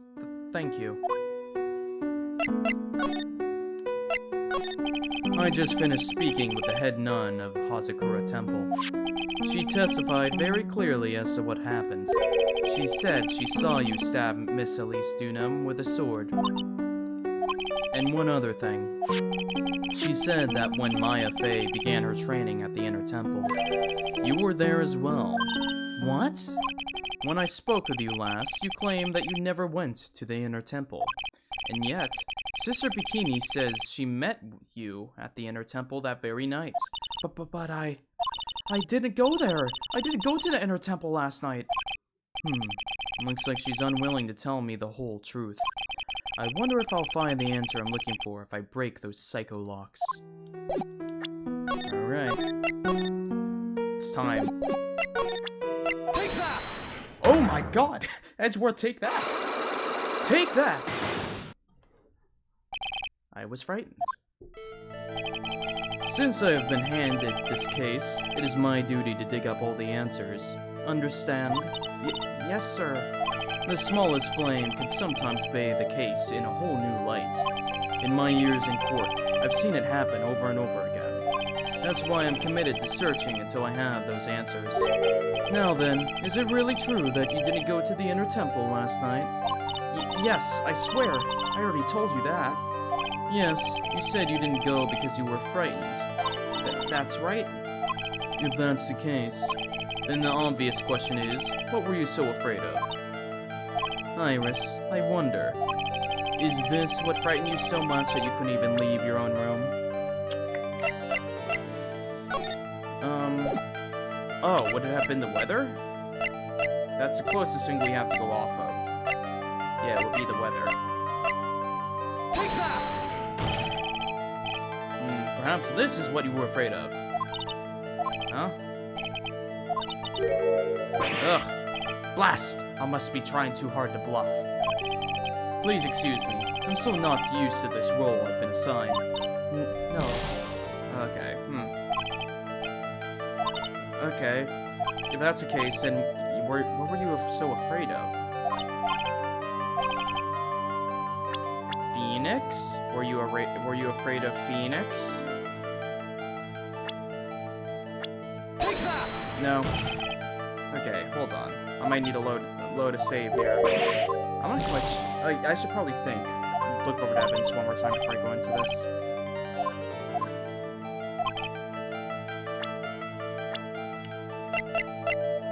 Staff. No.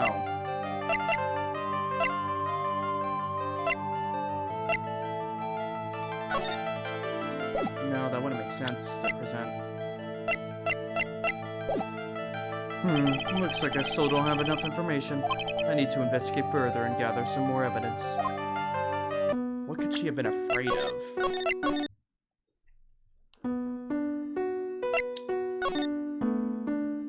Afraid of? Is there something I missed?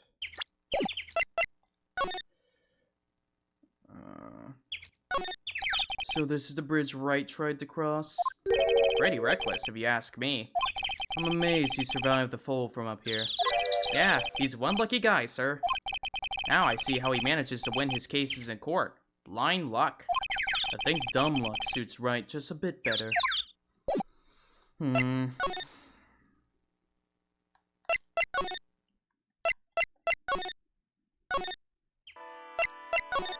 Afraid of. What would she have been afraid of? Maybe it's a case where I need to present someone? Because I believe we covered everything that's over here.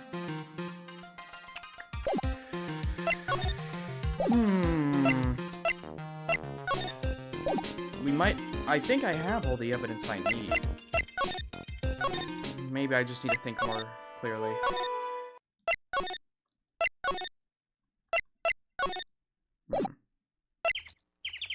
Oh, I gotta inspect. What is this sign? I believe you have everything you need.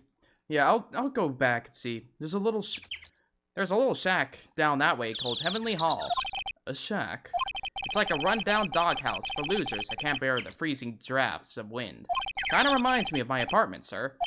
The name Heavenly Hall makes it sound like a palace. Giving a hovel a great name is a crime itself. I'd call it false advertising. By the way, the name of my apartment complex is Compton Castles. That's not such a great name if you ask me. Well, it's not such a great apartment either, sir. Poor Gumshoe. Okay.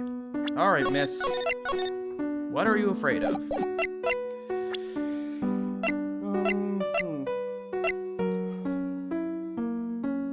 Gumshoe is not...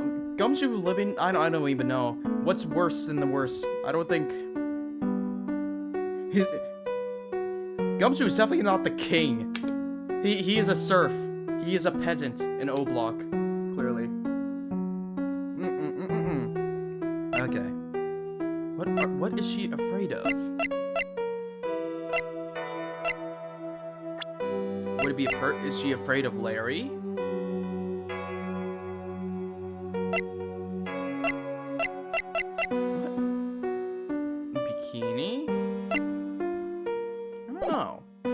There's only one way we can find out. Take that!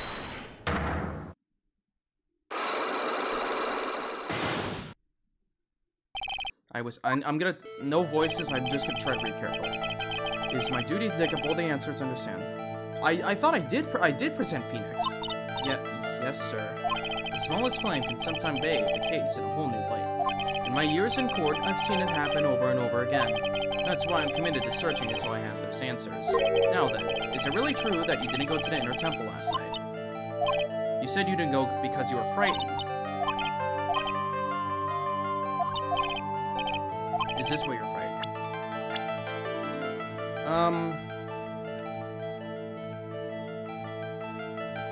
I mean, I think I already presented Phoenix. Yeah, I did. Okay. I can burn through some stuff here.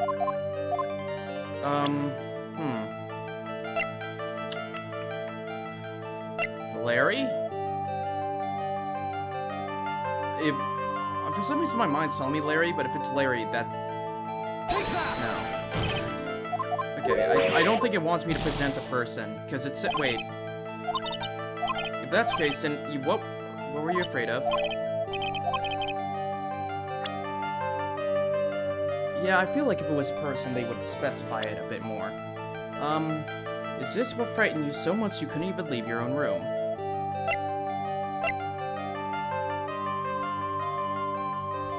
She did give the hood the Phoenix. Were you afraid of evil spirits? Take that! Okay, I'm gonna load the save, just get health back. At this point, we're going through things, but let's see. Not afraid of Phoenix. I don't think it's a person. We're kind of working our way through it. Take that! Not afraid of a person. What else? It's not afraid of spirit. No.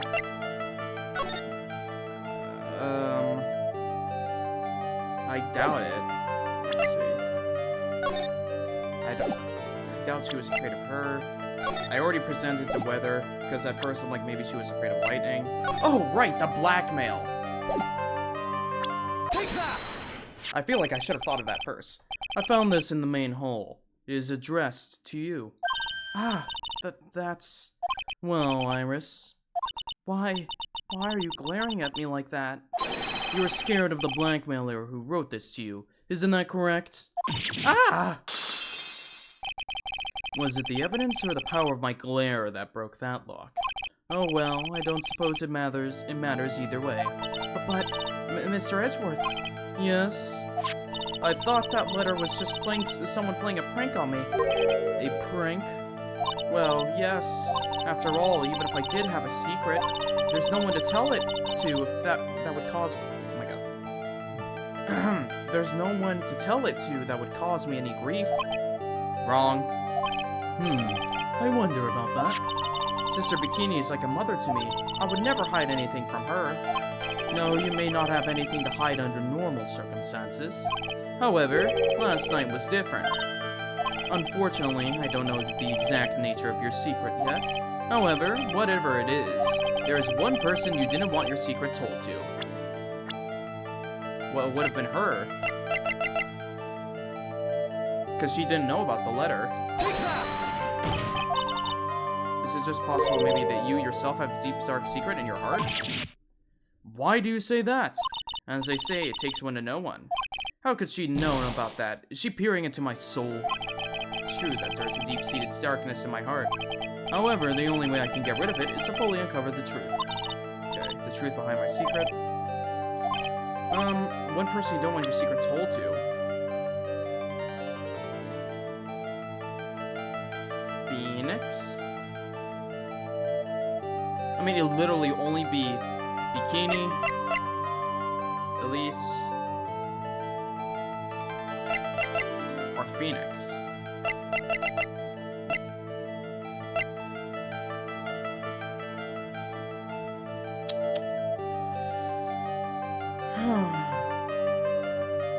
Oh. Would it be Phoenix? Because I believe it was like something along the lines that she didn't want to see Phoenix. I'm feeling strongly towards Phoenix, but it could also be Elise. I'll present both. Take that! There we go. Phoenix Wright. Ah! You mean something to Wright, it seems. And I can tell he holds a special place in your heart as well.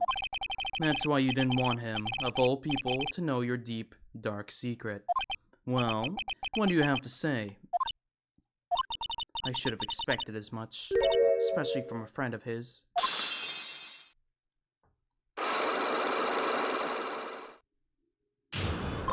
Yay! After dinner, this letter was waiting for me in my room. As I said, I was frightened by it. What is this heavenly hall the letter mentions? It's a small mountain shack at the base of Dusky Bridge. A small shack, huh? It's more like a broken down shack that no one would ever even want to go near. Where is it on this map? Oh. It's around here. To get there, you must follow a small path down from Dusky Bridge. The reality is, to get to the inner temple, I had no choice but to cross that bridge. But the thought that such a terrible criminal could be lurking at Heavenly Hall... I was so scared by the whole affair that I didn't even want to think about it. So this is a secret that you have locked away in your heart. Yes. It looks as though I may have to visit this Heavenly Hall now. Maybe I'll find some sign of our mysterious blackmailer. In any case, you still claim to have never left your room last night. Yes, that's exactly right. Alright, Iris testimony added to court record. The trial starts tomorrow. I promise you, I will win. I'm going to win so that you and Phoenix Wright can see each other again. But when I do, you must promise me that you will tell him your secret. But it's pointless. Why would you say that? Because I may know who Phoenix Wright is, but he has no idea who I am. Interesting. Well, time to head to that Heavenly Hall. Hey, Gumshoe. We got a place we need to go to. Oh. What? Wow, not much of a view down here, huh? Still better than the view from my apartment, though. Tsk. Someone's here. Hide yourself, detective. Oh, why? Why does this always happen? Whenever I find a girl I like, they always run away. I even chased one of them to Japan. Next is going to be prison, I guess. I'll steal that detective's wallet. That'll get me locked up for sure. Nah, I can't do that to someone who looks like he's down on his luck. He's just talking to himself. Shh! Be quiet and listen. I knew it. I shouldn't have done that. I blew it again. Done that? What did he do, I wonder? Hey, you! About what you just said. I got an objection! Whoa, what the? Edgy, you dirty rat! Gumshoe, you oaf. I'm sorry, sir. Before I knew it, I was shouting out objection. And in a loud, commanding voice, too. I even pointed with my pointer finger. You've watched too many trials. I'm sorry. Okay, Larry, the jig is up. What have you got to say for yourself? Oh. What is this little shack anyway? Well, I just discovered it myself yesterday. And why were you down here in the first place? Come on, I'm an artist. I was looking for a good place to sketch. This is a great little place. It's, artistic. It's quiet, it's cold, it's got no power, and it looks like it's about to collapse. Sounds a lot like my apartment there, pal. One thing's for sure, no one is likely to show up and disturb you here. So, can I get you something to drink? Some hot water, maybe? He's getting all buddy-buddy on us, sir. Listen to me, Edgy. Oh, wait, that's Butts. Listen to me, Edgy. You must hear me out, Edgeworth. You've got to do this. You've got to save Iris. Why are you so sure she's innocent? Because she's cute? Watch your mouth. Anyway, I've made up my mind about it. I'm going to marry that girl. Edgeworth, can you bitch slap him? Give him a pimp slap. Mr. Edgeworth is pretending he didn't hear you, so I'm gonna ask for him. Have you already asked this girl to marry you? No, not yet, but I can tell how she feels by the look in her eyes. She's got this, I really want this man to carry me over the threshold look. I'm sure Nick would be surprised. He'd never imagine that I could marry such a beautiful girl like that. Something tells me he would be shocked indeed. That's why I didn't want her to do anything dangerous. I mean, what am I gonna do if she gets hurt? What is this guy trying to say? He lost me about a mile back. If we really want to know the answer to that, we're going to have to drag him onto the witness stand. Come to think of it, you still haven't answered my question. Where were you and what were you doing last night? Aw, man, don't you have anything else to talk about? With that kind of attitude, you'll never be a ladies' man like me. Okay. Chill out with those scary eyes. I got it. If you really want to know, last night, I saw something incredible. Something incredible?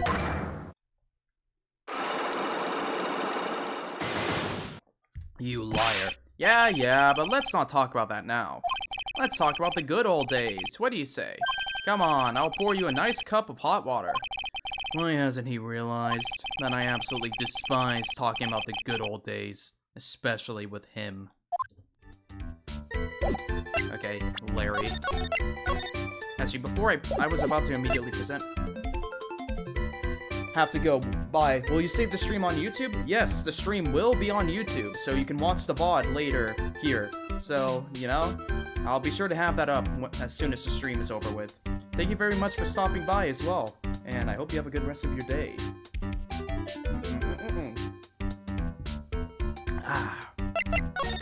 Anyways, let's examine around. You know, I guess this is a question of mine. I noticed that Larry always does the, like, international flag type stuff here. Is there, like, any running theme about why he does it? It reminds me of, wait a second. Is there a common theme among all these? No. I remember when I used to take a French class in high school, they would also have, I remember they had this string of flags, but in my French class, it was specifically French-speaking countries along the flag. I don't know, is this thematic for Larry's lust for women of all nationalities and origins? I don't know. It could just be that. That's a horrible graffiti problem you've got there, pal. You don't know anything, detective. This is art. It's an expression of my bittersweet love for Iris. Larry, do you know what the difference is between graffiti and true art is? It's how the artist himself defines it, right? I should have seen that one coming. Well, if that's the case, then all of my lunchboxes are masterpieces too, pal. Okay. That's you. No, that's just... Alright. Alright, Larry. Take that!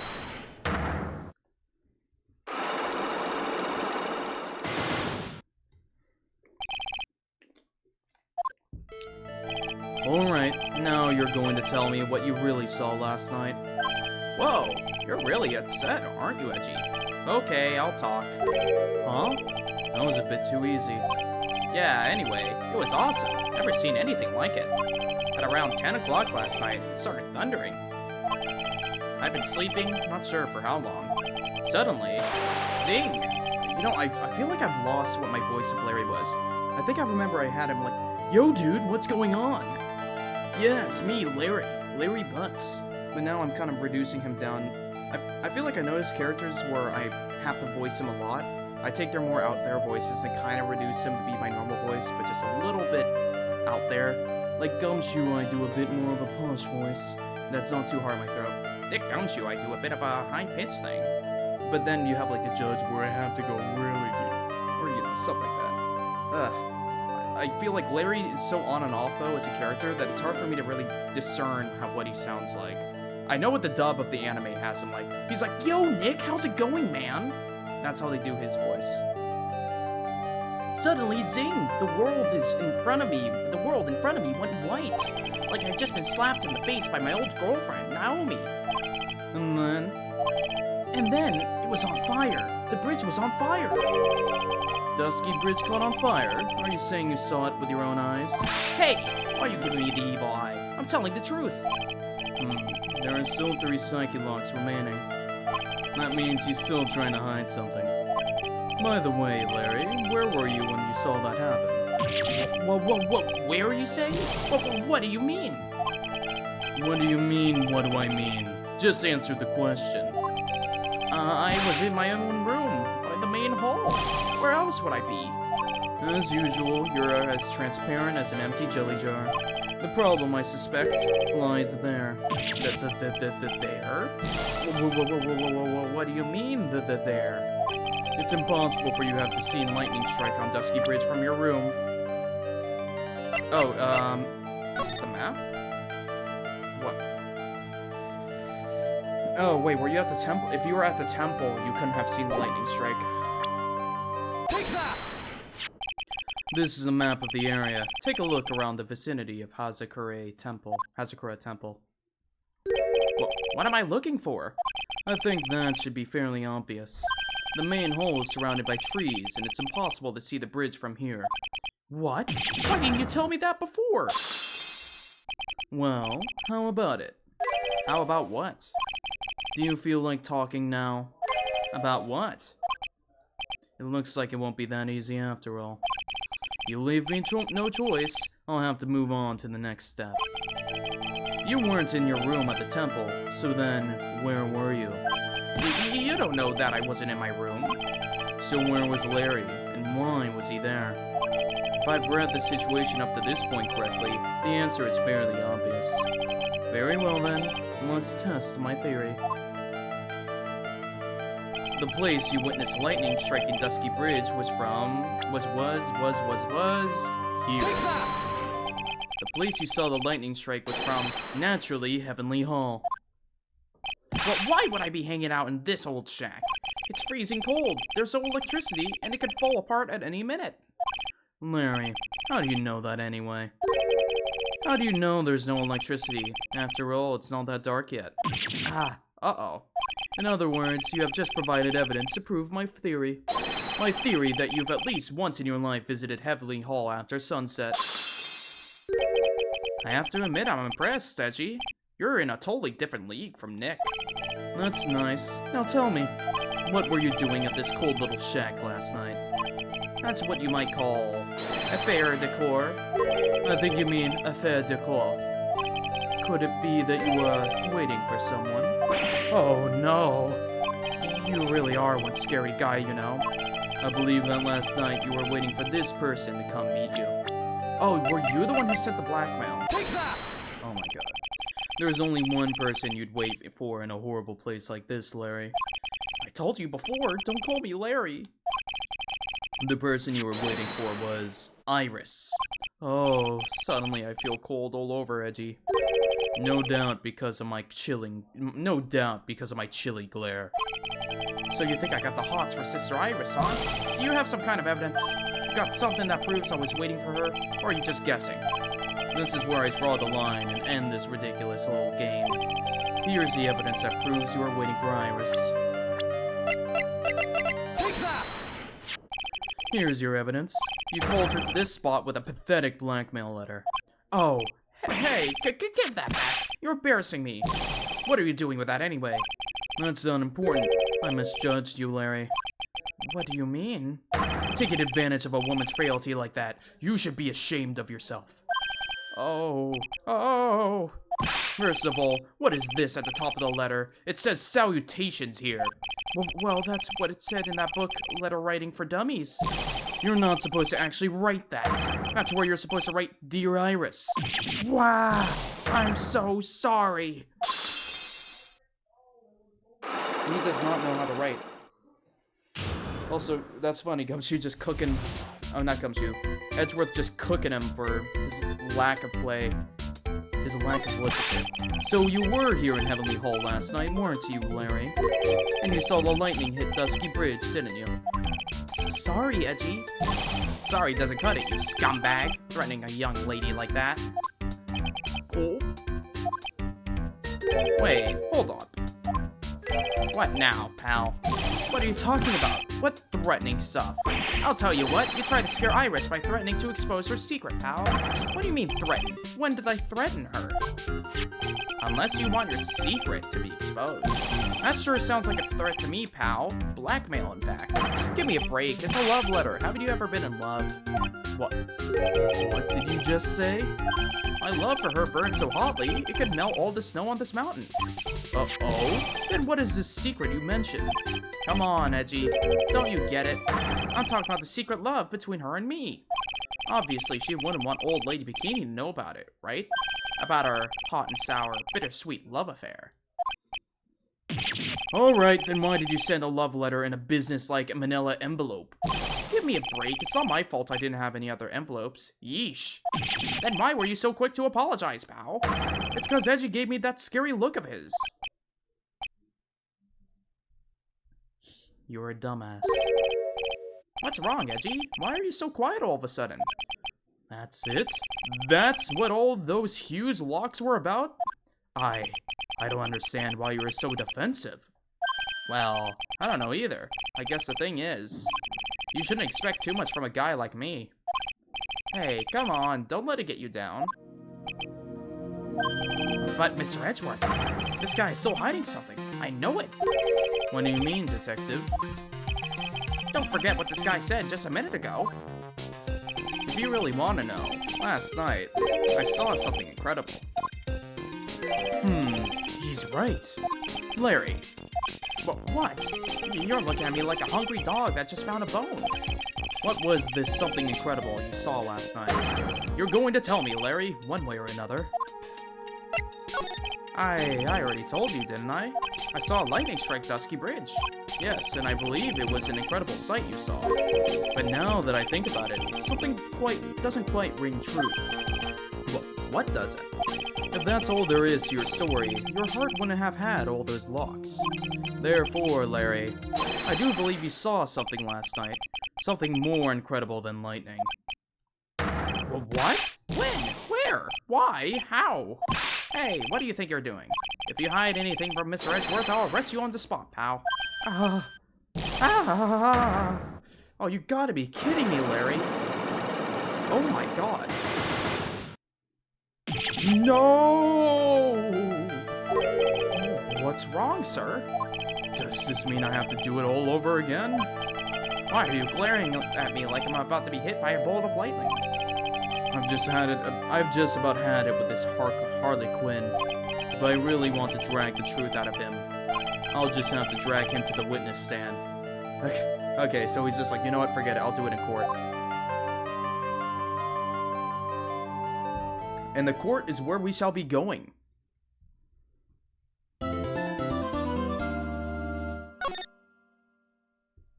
It's been a while since I've been able to do a long sesh. February 9:47 a.m. District Court, Defendant Lobby, number 1. I think we're about to see Godot meets Edgeworth. It's gonna be the combination of the two sly men. Oh my, Mr. Larice feels that way about me? Apparently, he isn't aware of your real secret after all. This is no time to be embarrassed. I am sorry. I'm just hardly accustomed to that sort of thing. Worry not. And in any case, whatever it was that he saw on the night of the incident, mark my words, I will drag it out of him. Does that mean Mr. Larice is the witness today? No. I believe that none will be the first to take the stand. Sister Bikini. She claims to have seen the very instant in which you carried out the crime. I just want to ask you one last time. It really wasn't you who killed Miss Elise Dunham, was it? Correct? That is correct. It wasn't me. Very well then. Mr. Edgeworth? Yes? You are a prosecutor, aren't you? Are you sure about this? If your true identity is revealed... Don't worry. I've made the necessary arrangements. I see. Iris, it is a prosecutor's job to doubt people. But right now, I am a defense attorney. A defense attorney's job is to believe in people, and to believe until the bitter end. That's what my friend told me once. Mr. Edgeworth. I simply ask that you watch and decide for yourself whether or not I am fit to do the task I have been instructed. Oh my god. This is not a good sign to come. I'll take a sip of water.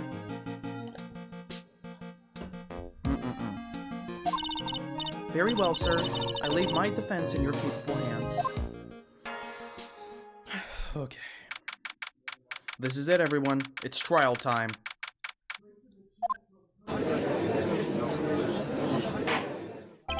Court is now in session for the trial of Sister Iris of Hazakure Temple. The defense is ready, Your Honor.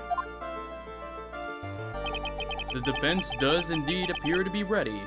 However, the same cannot be said for the prosecution in this case. Indeed. I'm not sure I like such a blatant waste of this court's time.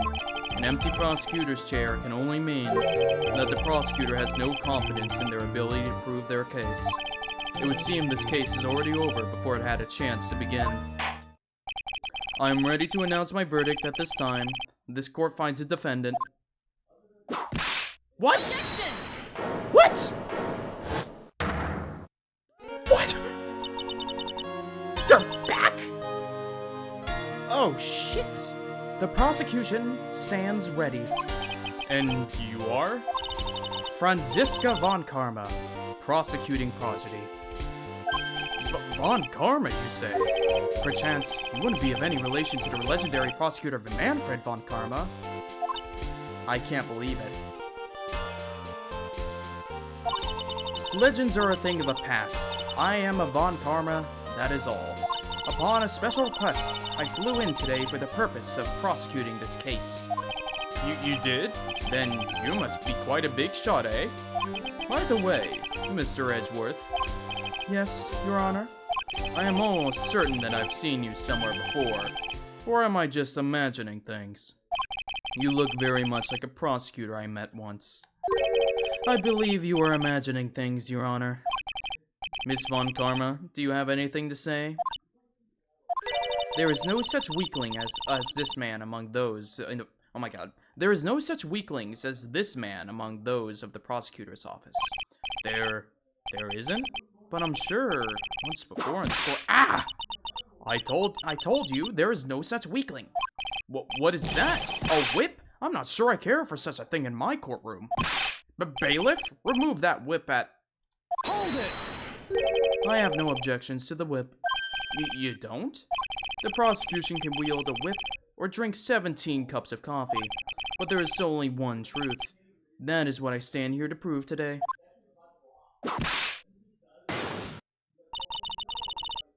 This promises to be interesting, Miles Edgeworth. I had expected to face Phoenix Wright here today, but looking at you now, maybe this is what I have been waiting for all this time. Miles Edgeworth, I will not allow this chance to crush you slip through my fingers. I see you have brought your flair for the histrionic. Allow me to add to the things I'm not sure about. People acting bizarrely in my court. Rah! The stage is set. Now continue with the proceedings, Your Honor. Very well, Miss Von Karma. Please give an outline of this case, with as little whipping as possible. The murder victim is the famed picture book author, Miss Elise Dunham. Her body was found in the Hazakura Temple courtyard. She had been stabbed through the torso by a ceremonial sword from a gold statue.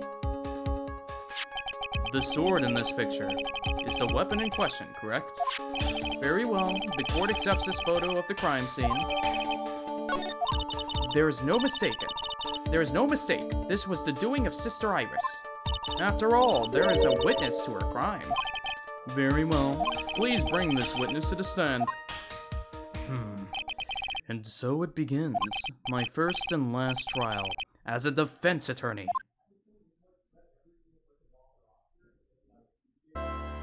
Witness, state your name and occupation, please.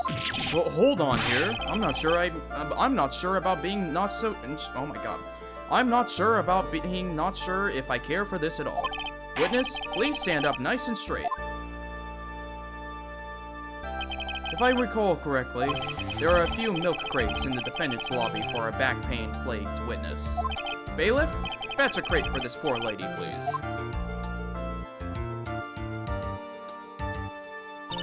Once again, your name and occupation, please. Little old me, well, I'm the head nun of the Hazakura Temple on Eagle Mountain. My name is Bikini. You got it? Bikini. Nice to meet everyone. But you don't appear to be wearing a bikini right now. Wah! The courtroom is the garden of holy judgment. Those with lechery in their hearts should leave the sanctuary at once. You want me to leave? No need to get your bikinis in a twist. Let me tell you, I'm a sight to behold in summer. Wah ha ha, ha ha ha ha ha. In any case, witness, I hear that you saw the crime take place on the night in question. That's right. I can still hardly believe it myself, to be honest. There's no way dear little Iris could do anything like that. Let us hear what you have to say, then. First, tell us about your own... All right, he's Canadian. First, tell us about your own move. Oh my god, this is the most Canadian sentence this guy has ever said. How do you do a Canadian? First, tell us about your own movement that night, eh? A boot. Tell us a boot. That night, I was helping an acolyte with her training in the inner temple, but, well, as you can see, my back likes to act up violently. So, I left Iris to help the acolyte and returned to Hazakure Temple. There was no bath at the inner temple, you see, and I needed a long, hot soak. It was after I had finished. Just as I was heading back, that's when I saw it. So it was simply coincidence that you found yourself returning to Hazakure Temple? Hazakura Temple. Yes, you could say that. If my back hadn't been so much pain, I would have stayed at the inner temple. That sounds like a pretty important statement she just made. There's only one problem with this testimony that I can see. And you're not about to fall at the first hurdle now, are you, Miles Edgeworth? Mr. Edgeworth, please begin your cross-examination. Okay. Edgeworth gaming time. That night I was helping an acolyte with her training at the inner temple, but... Hold it! What is this inner temple? Well, see, conversing with spirits is what we train people to do, right? We'll be the one asking you the questions, madam. In order to do that, a place strong in spiritual power is required. There's a small temple across Dusky Bridge called the Inner Temple. Acolytes must spend an entire night there to undergo intense training. And how exactly do you help with the proceedings? It is all quite exacting. It can't be performed without a nun supervising. Like a tutor, watching to make sure a spoiled child studies. A tutor with a whip, in your case. If that is the case, then why did you return to Hazakura Temple, where the murder took place? Okay, wait, let's see.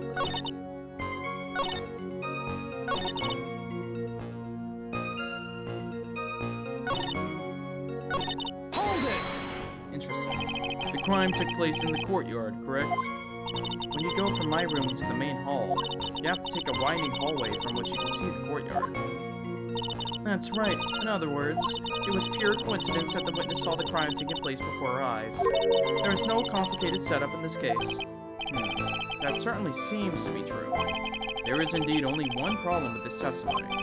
If I can clearly point out what it is, then I can begin to quantify just how good this witness's memories and observation skills are. There is one issue. Hold it! You left Iris to help. With what? What do you think? The acolyte's training, of course. It was just past 10 p.m., so we were starting to enter into the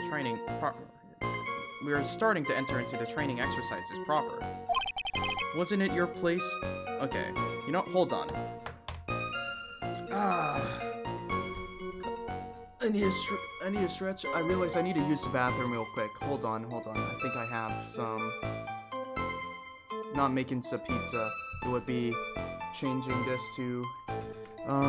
using the bathroom. And change this to... I should have a certain font for this. Sorry. Oh yeah.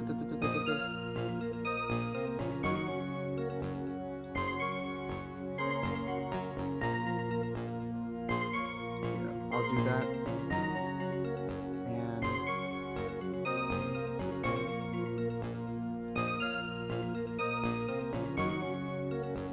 And there we go. I will be back.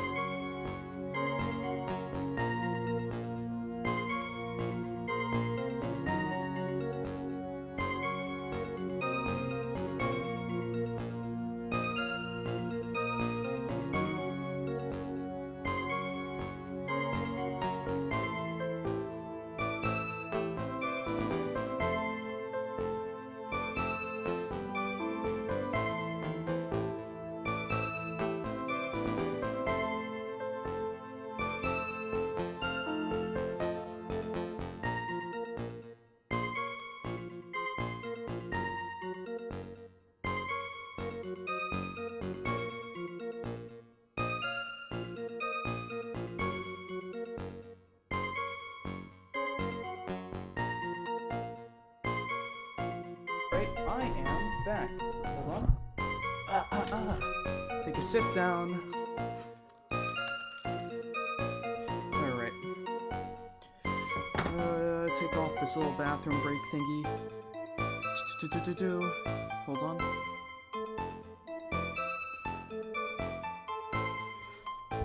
Adjust my mic. Make sure I can see all my things again. Bada bing. And bada. Hold on. Alright, I'm ready to return. Okay.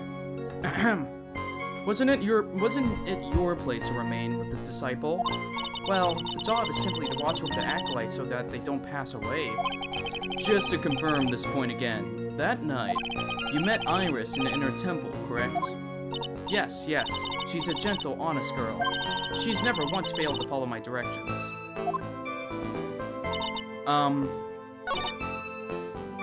She didn't leave her room, though. Do I have any evidence for this?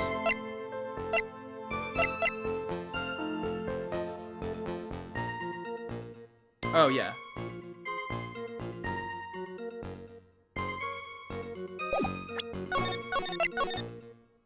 Yeah, she wasn't even there, I think. Objection! There we go. Witnesses have to undergo their own trials, I'm afraid. The defendant's fate rests on their power of observation and memory, after all. Well, don't worry. I'm more than up to the task. I'm a woman of faith, after all, the head honcho of Hazakura Temple. In that case, Miss Honcho, I'd like for you to explain something to me. The discrepancy between your testimony and that of the defendant, Iris. She claims that after ringing the lights out bell, she went back and stayed in her room. Which means she did not go to the inner temple at all. No. She said that? The defendant or a witness? Who is more likely to lie, do you suppose? The defendant is simply lying to cover her back. Objection! But that is completely illogical. The murder was committed in the courtyard of Hazakura Temple. Claiming that she went to the inner temple would make for a much better alibi. But that is odd. Whatever the reason, I can't believe she would lie. She does indeed have honest eyes. Wah! All people lie. That is my belief. Why am I the only one being whipped in here? Anyway, neither the witness nor the defendant have any reason to lie, which means we must call your memory into question. Dear. You're older than me, yet you want to play that game, do you? Well, that isn't exactly what My memory's perfect, crystal clear, especially in winter. Then, I suppose it's too early to end this cross-examination, eh? Mr. Edgeworth, if you are going to question the memory of this witness, you will need to show me a more decisive piece of evidence. Understood, Your Honor. I was naive to think that alone would do the trick. Then please add your comments about... Did they up his Canadianness? Why is he more Canadian now? Then please add your comments about Iris to the testimony. He was not this Canadian before. And let us return to the cross-examination. That night, I was helping an acolyte with her training in the inner temple, but as you can see, my back... Okay. Wait, where's the new testimony? Iris came to the inner temple. She was dressed exactly as she had been at dinner. That is so wrong. But, I'm not even gonna hear you out. Though I am gonna save just in case. That's wrong. Objection! Witness, let's get one thing straight. The defendant whom you claim to have met. She was wearing this demon-warding hood, correct? Of course. That is a very important piece of clothing, I'll have you know. Wahaha, wahaha, haha. Wait a minute. Objection! Well, hold it right there. Why do you have that? That's the question of the day now, isn't it, Miss Von Karma? I'll have you know that this hood was given to someone as a gift that night, before the lights out bell was rung. What? You know where I'm going with this, don't you? If the witness had seen the defendant as she claims, then the iris she saw should have been missing this very hood. Well. It's not a bad feeling at all, exposing contradictions like this. Now I understand that happy look on Wright's face every time he does it. Order! Order in the court! Witness your— What? Sister. This hood? You have spare ones around the temple, don't you? Spares? Well, I do tend to make too many of them. I see. A stockpile. A surplus of hoods, eh? Each nun is only given one hood. This should be the only hood that Iris owned. Then this is quite strange. Wah! If there is a surplus of hoods, then she could have worn one of those. There is no contradictions here. I'm sorry to break this to you, Miss Von Karma, but you won't get away that easily. Discrepancies such as this will sow seeds in any human heart. The seeds of doubt. Witness? While I don't wish to call your testimony into doubt, you must give every detail with precision. I'm not sure I'm comfortable going along with this. Sister, you shall continue with your testimony. Tell us what you saw after finishing your bath on your way back to the inner temple. Those seeds of doubt are sprouting in the judge's heart. They just need a little more stimulation to bear fruit. Contradictory stimulation. Ooh. Edgeworth is so much more smarter. He doesn't need Maya on his left or right to be constantly telling him what to do. I like this. He knows how to play the judge in his favor. I finished my bath around 11, and I thought I should return to the inner temple. And as I was walking back, I heard a noise from the courtyard. I took a look and Iris was— oh, Mystic Elise! And with that sword of all things. Mystic Elise was staying in the corner room, which faces out onto the courtyard. The stabbing I saw must have occurred after she was pushed out her window. Oh, that's a contradiction. We know that's not true. Man, this is real. This is the most clear. I'm not cheating, nothing. This is just obvious. If I was in your place, then it would be much like Miss Von Karma whipping Mr. Edgeworth in two in court. And me seeing it all from this very chair. Well, something like that. This judge. His imagination is about as vivid and creative as Detective Gumshoe. I would look the fool if I commented on such foolishness. Anyway, this case is mine, Miles Edgeworth. Calling everyone by their full name. Can't you do something about that habit of yours? There's no way... Man, listen, I'm not thinking too much about the premise here, but there's no way we could get away.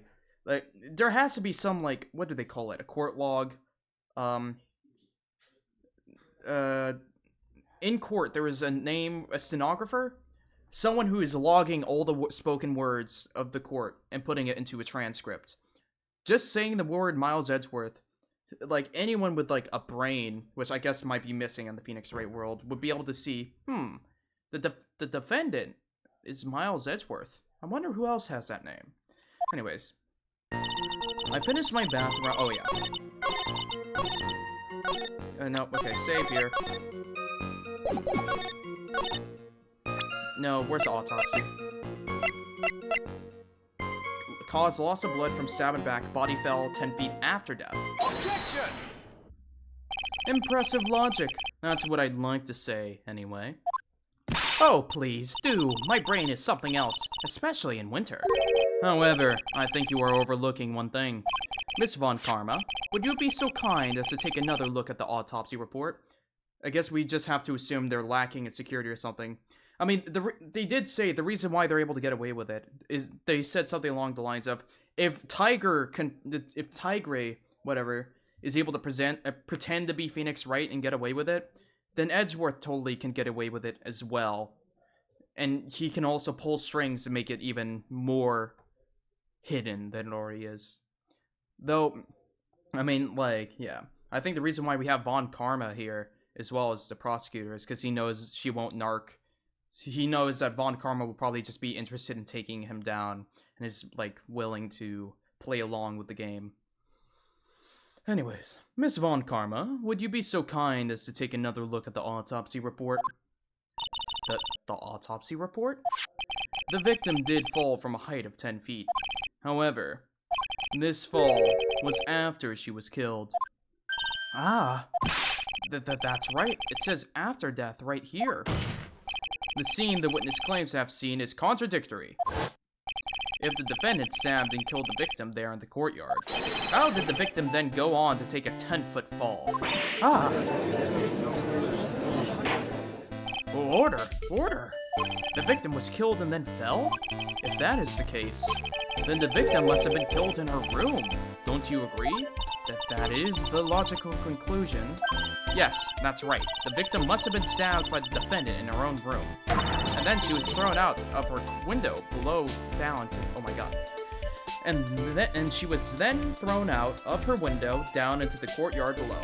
Objection! Were there any signs of a struggle in Miss Dunham's room?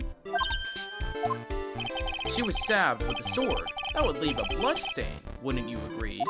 But well, Miss Von Karma, was there any blood? Wow! No traces of blood were found in the victim's room. Their whip has just caused traces of blood to be found on my glorious playoff beard. She's drawing blood?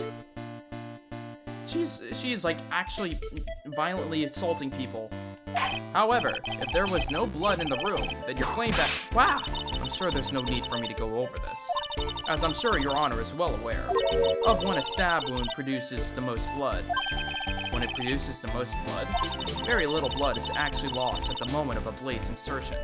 If you want to talk about when the most blood would be lost from a body, that would be when the blade is removed.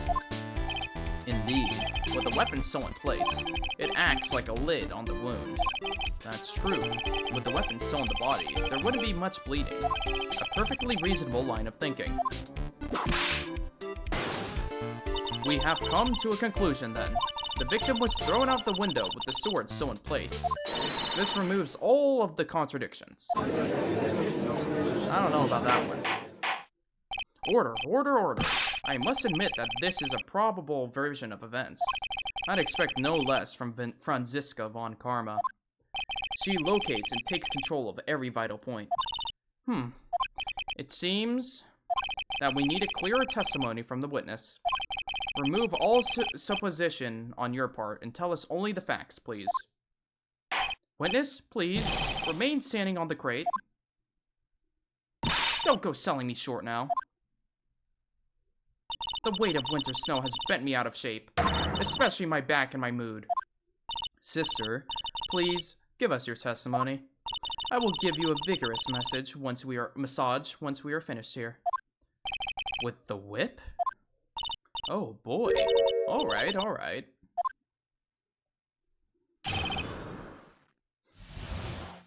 When I looked across at the scene, the sword was already in place. Thinking about it now, I didn't actually see her stab Mystic Elise. I've never seen so much blood before. That's when I fainted. You can't blame me, can you? And when I awoke, Mystic Ami was stabbing Mystic Elise through the back. This all confirms Miss Von Karma's theory. Von Karma strive for nothing but perfection. Putting together such facts is nothing for me. You should know that, Miles Edgeworth. Perfection is an impossibility, Franziska Von Karma. And I'm here to teach you just that. Man. Okay,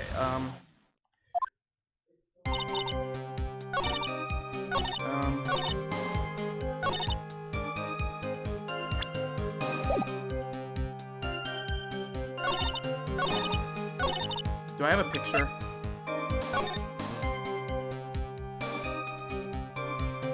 Wait a minute. So most of the body... So the blood is when the sword is removed from the body. Yet she's still impaled.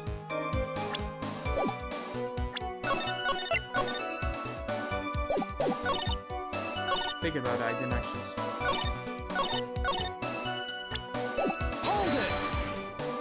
So you're saying that you saw the victim's blood? That's right. Some of it had splattered onto Iris, too. When the defendant was arrested, she was meditating in her room, and her blood-flecked clothing was neatly folded in the corner. What? Her clothes were blood-flecked as well? That seems quite conclusive to me. What should I do? Press this point further? Yes. Going back to your previous statement, you said that you saw a little bleeding when the victim was stabbed, but now you say you saw the victim bleeding? Well, I say what I saw is what I saw. What did you see? Maybe I didn't see the poor woman get stabbed, but I saw the girl pull the sword out of her, plain as day. Pulling the sword out? Well, it wasn't exactly pulling. It was more like came out. Witness, you will add this statement to your testimony. Oh, was that important? More important than you can imagine. Hold it! Smoothly, you say? You're saying you saw the sword smoothly slide out? That's right. The whole thing happened right next to the gold statue of Mystic Ami. Mystic Elise was on the ground and Iris was stooped over her. The sword was buried up to the hilt. When Iris stood up, the sword in her hand just slid out of Mystic Elise's body. It slid out from that gaping wound. It goes without saying that if the sword was removed, there would be bleeding. Nothing out of place here. Is that really the case? I can't help but feel that something about this testimony is very out of place. That something which couldn't possibly have happened appears to have happened. Yeah. How do you pull this thing out?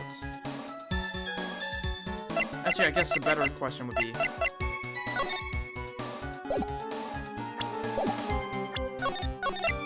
It would be that this thing is so plunged into her. Yeah, I'll present this. Objection! Nope. Okay, if not that, then the sword. Objection! There we go.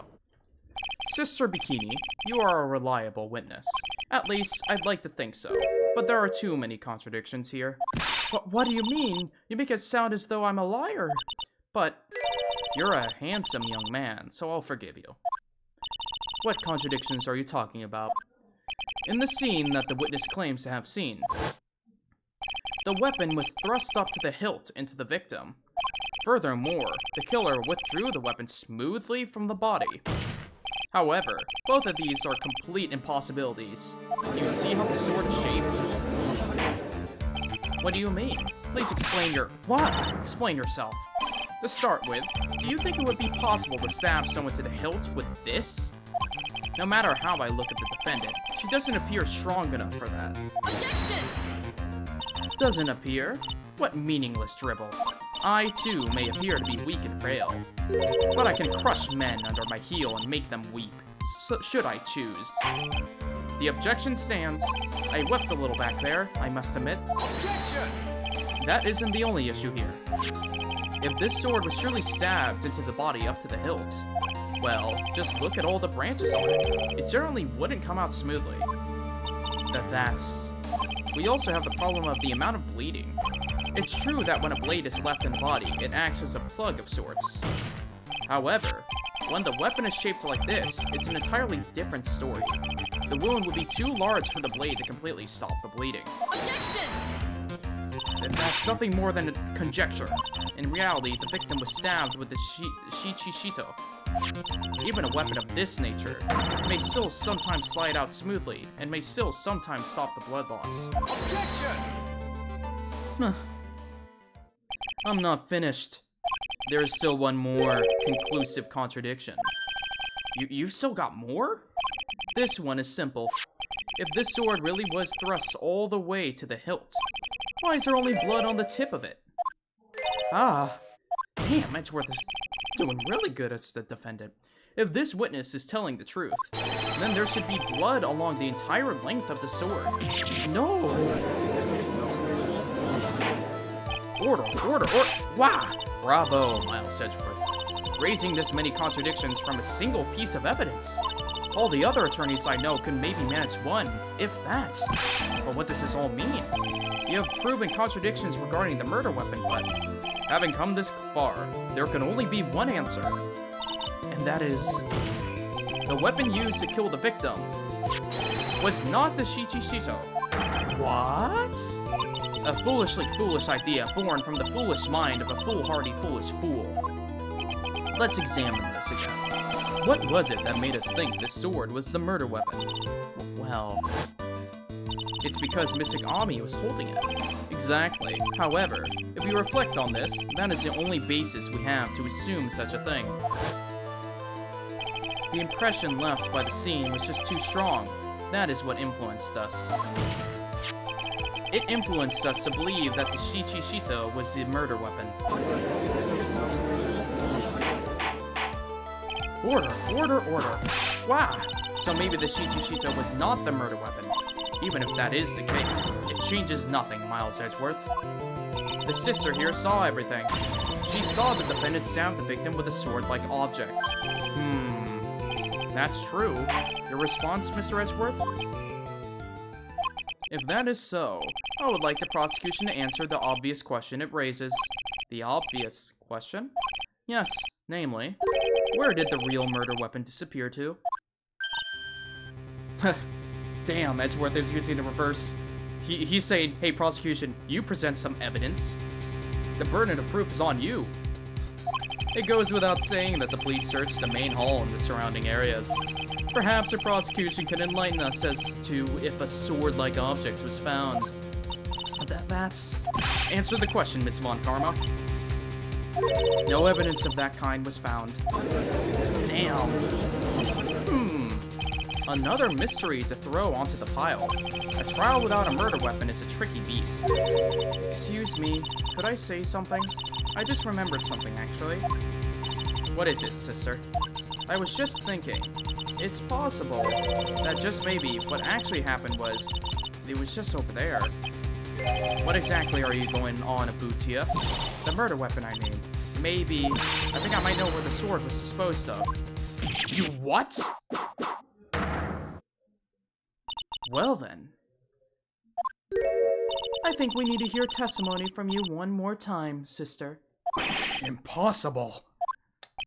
What else? What else could this old woman have seen?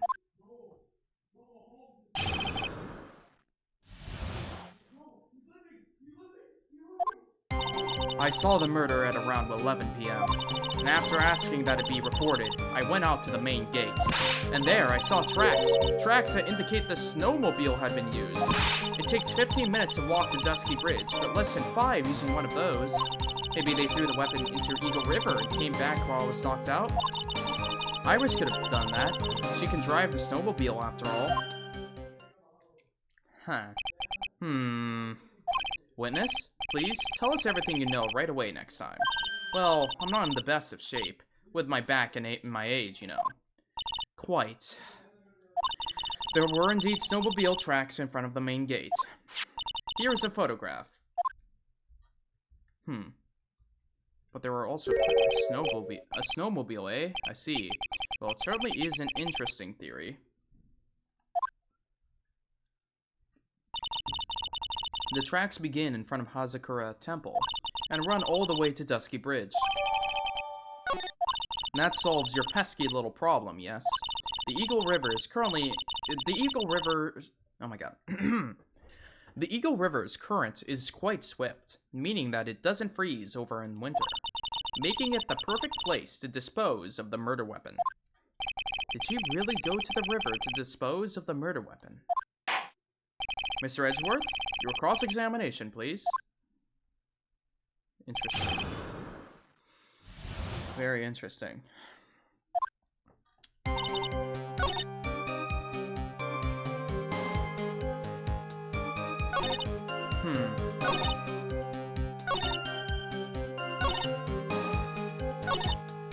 Hold it! Refresh our memory. How long were you knocked out for?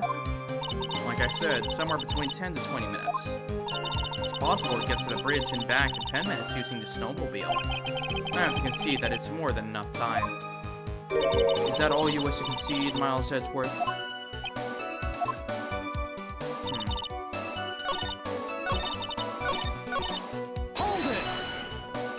While it would have been possible, time-wise, one element remains out of place here. Oh? And what would this mystery element be? The killer's reasoning, Your Honor. Why did the killer do all of this?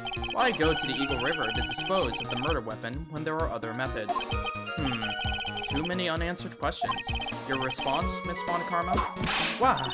Turning to me for help over the slightest thing. Why don't you think for yourself once in a while, Your Honor? What? She's as over the top as always. Anyway, whatever the reason, the fact remains that the defendant could have done this. The murder weapon was disposed of in the river. Another point to me, Miles Edgeworth. Another mystery to feed the fire. Was there any reason to go and throw away the murder weapon? Luckily, there is surely a problem with this testimony. Now, all I have to do is start poking holes in this plot account.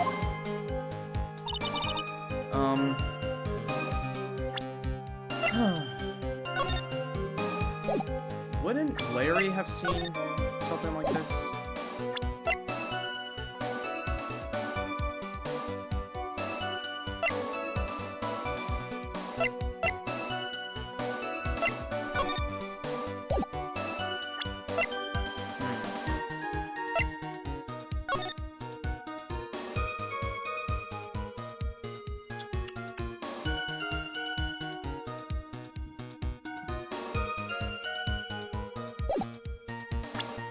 Would it be the fire?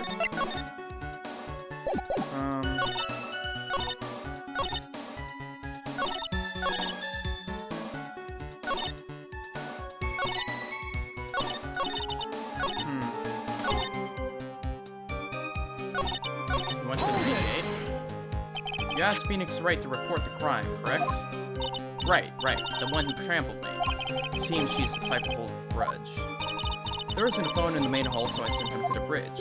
Phoenix Wright. He didn't even have his cell phone on him. He had forgotten it at home, apparently. What a naive boy, as always. Not only do I always carry my phone, but I always have my whip in hand, too. Anyway, I was really scared, and it was taking him a while to get back. So I thought I'd go out by the main gate for a spell.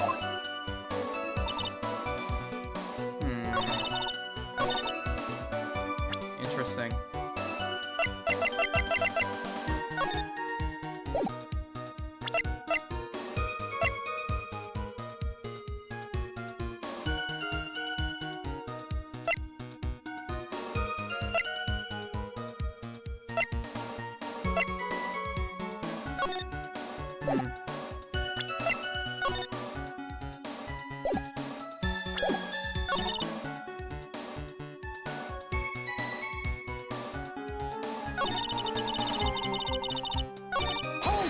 Maybe I should just...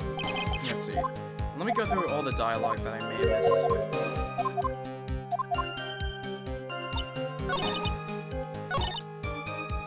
Hold it! Refresher. Oh, wait. Okay, no, I already...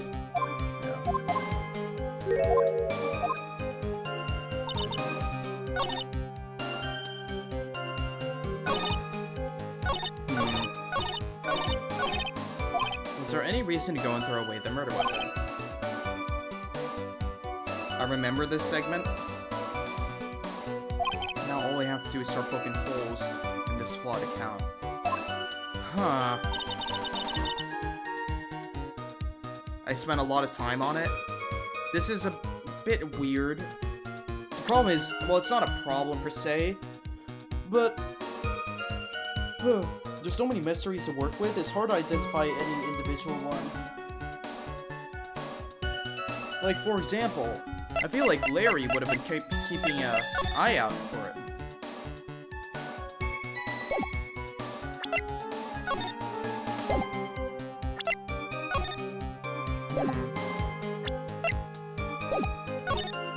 And after asking that it be reported, I went out to the main gate.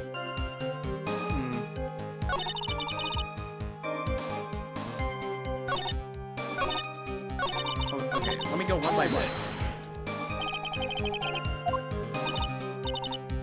Why was that? Okay.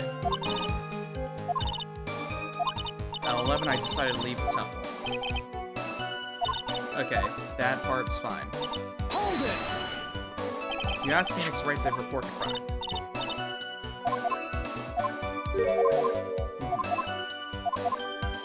Then,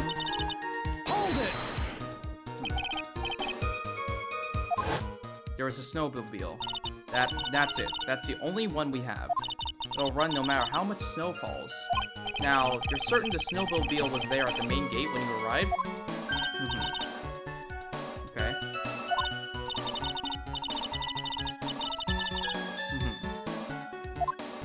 I'm not sure if this is really relevant. What should I do? Whatever, press further.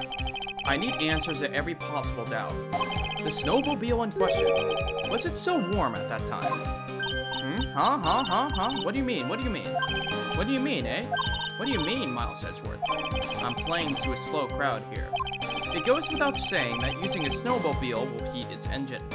If it was so warm, then it means it was recently used. Ah, I see. I never thought of that. That's right. I overlooked that too. Of course you did. Then answer the question, please, witness. I don't often go around touching hot engines. However, now that you mention it, there wasn't any snow on it. Snow?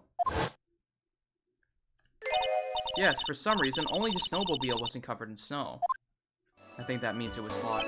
There wasn't any snow on it? Curses. It seems highly likely that the killer did use the snowmobile then, eh? How long does it take to get to Dusky Bridge by snowmobile? Okay. Where's Godot? Godot... I think Godot just didn't show up here. I think right now the running theory is because Phoenix Wright isn't here, he doesn't give a shit about the case. Okay, so we know for a fact the snowmobile was used. Hold it! In that case, why didn't you use it yourself? You could have spared yourself some walking. Ah, there's a reason for that. Have we got a moment for me to explain? He's missing. I think that's why the question was asked in the first place. It was about a month ago. I was driving my beloved little snowmobile, happy as can be. I'd fetched some water and was heading back when I went and crashed into a tree. The tree and my back both went crunch, just like that. Crunch. Crunch. I haven't been able to find the courage to write anything since then. Anyway, the killer must have used it. Okay. Hold it! Refresh your memory.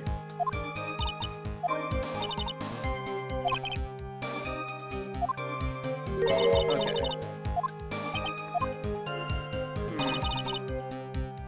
Hold it! I thought Gumshoe said that he will be prosecutor. No, Gumshoe... Well, yeah, no. Godot was supposed to be the prosecutor, but they said he just disappeared. People think, the theory right now, Gumshoe thinks, is that because Phoenix Wright isn't representing the case, Godot just lost interest and chose not to show up. Which is why I think, because right now, Edgeworth is going to be here for 2 days. I think on the 3rd day, we're going to have Phoenix Wright show up, and then Godot is going to show up as well. And they're going to have their final clash. That's my guess right now.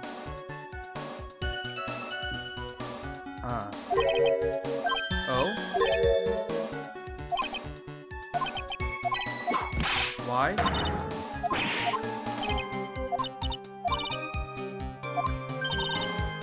Okay. So that's the last one.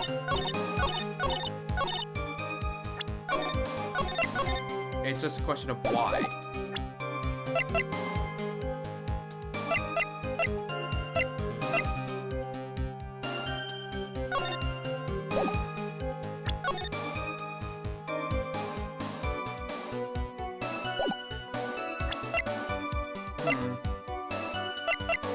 I mean, I could present the map, maybe. I don't know, this is really hard.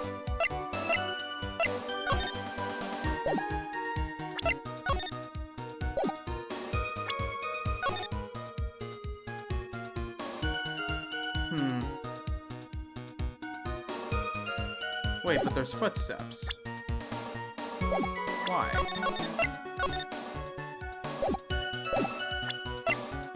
Objection!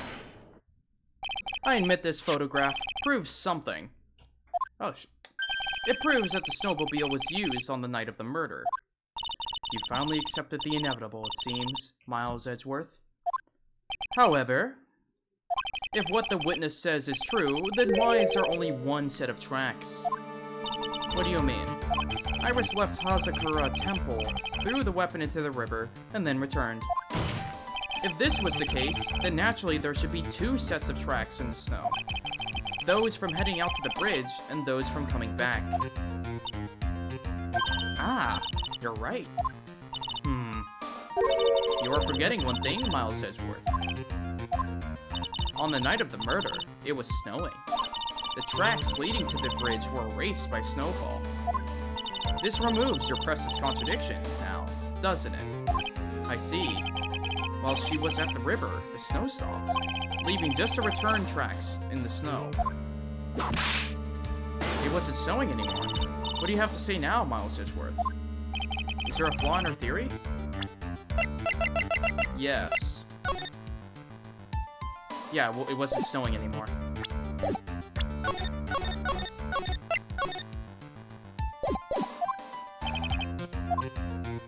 There is a contradiction.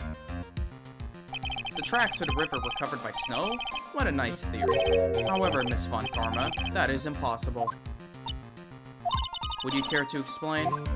Why, there is a rude index finger currently pointed in my general direction.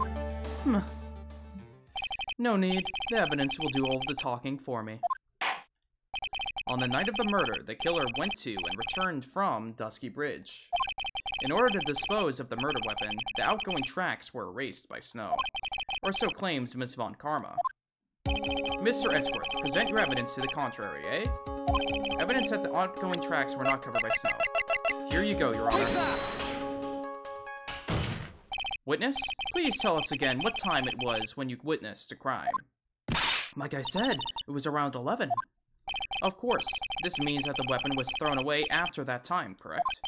On that note, please take a look at this data. It is the weather report for Eagle Mountain on the night of the murder. The weather report? Snow started to fall at 7 p.m., but it stopped at around 10:50. Therefore, when the sister witnessed the crime at 11 p.m., the snow had already stopped falling. It is impossible for any tracks made after that time to have been covered up. Ah! Order. Very well then. It looks like Miss Von Karma's claim has been snowed in. Wow! It's too soon to be closing this trial due to snow. Miles Edgeworth, how pathetic of you to rely on the weather of all things. Answer me this, then. When is a weather report ever correct? Ah, no, you've got it all wrong. This isn't a forecast, this is actual data. Yeah, forecast data, all weather reports have some inaccuracies. It may have still been snowing in the vicinity well past 11 p.m. It's true, we cannot be totally sure, eh? What do you mean? Do you have a counter evidence? What? How did she pull that off? Come on, that's ridiculous. The defense always has to provide evidence, and we provide exact data saying this is the weather, and the prosecution is like, nah, but that could be wrong though. Like, what do you mean?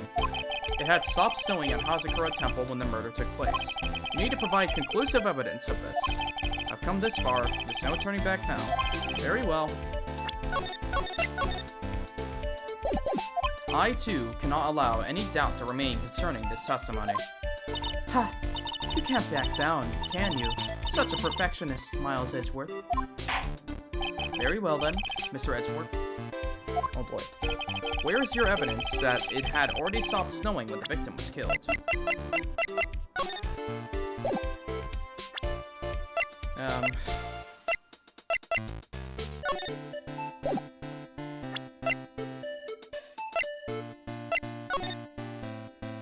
I think that's it. Her body isn't covered in snow. Yeah, that would be it. Take that!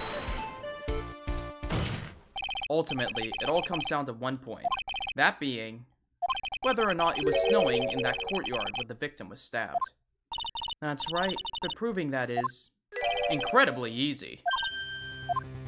If we want to know whether it was snowing or not, this photo will tell us everything. Of course, I am referring to the photo of the crime scene. As you can see, everything is covered with snow, with just one exception. And that is the victim herself, Miss Elise Dunham. Why is there no snow on top of her? The answer is simple. It had stopped snowing when she was killed. That's why. Gah. In other words, if the killer really did go to Eagle River to dispose of the murder weapon, then in this photograph, there should be 2 sets of tracks. Ah! Order. Just what are you... just what are you suggesting, Miles Edgeworth?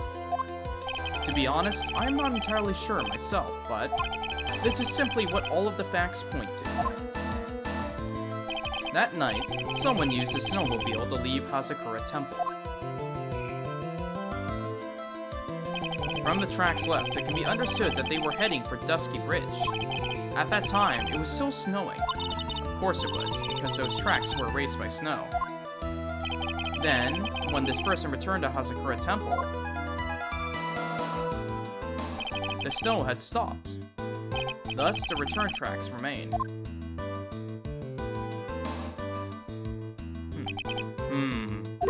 Can I say something? This all sounds a bit fishy to me. What does, sister? There is only one key for the snowmobile. Furthermore, on the night in question, we know that the defendant had it. The key was found in her room after the murder, which can only mean that night, Iris used the snowmobile to go to the inner temple. But Iris said that she never went there. I should probably press on this point some more when I get the chance. The snowmobile can't cross the suspension bridge. So, she must have left it on the Hazakura side of the bridge and crossed on foot. That sounds right. But what's odd is when I... Yeah, that is just straight up not an English sentence. But what's odd is... Oh wait, never mind, I'm stupid. When I left Iris and returned to Hazakura Temple... Don't mind me, chat. I didn't see anything near Dusky Bridge. You must have failed to see it, sister. Maybe, but when I made it back to Hazakura Temple... It was there, by the main gate. The snowmobile, I mean. I know what I saw. It was covered in snow, too. But that isn't possible.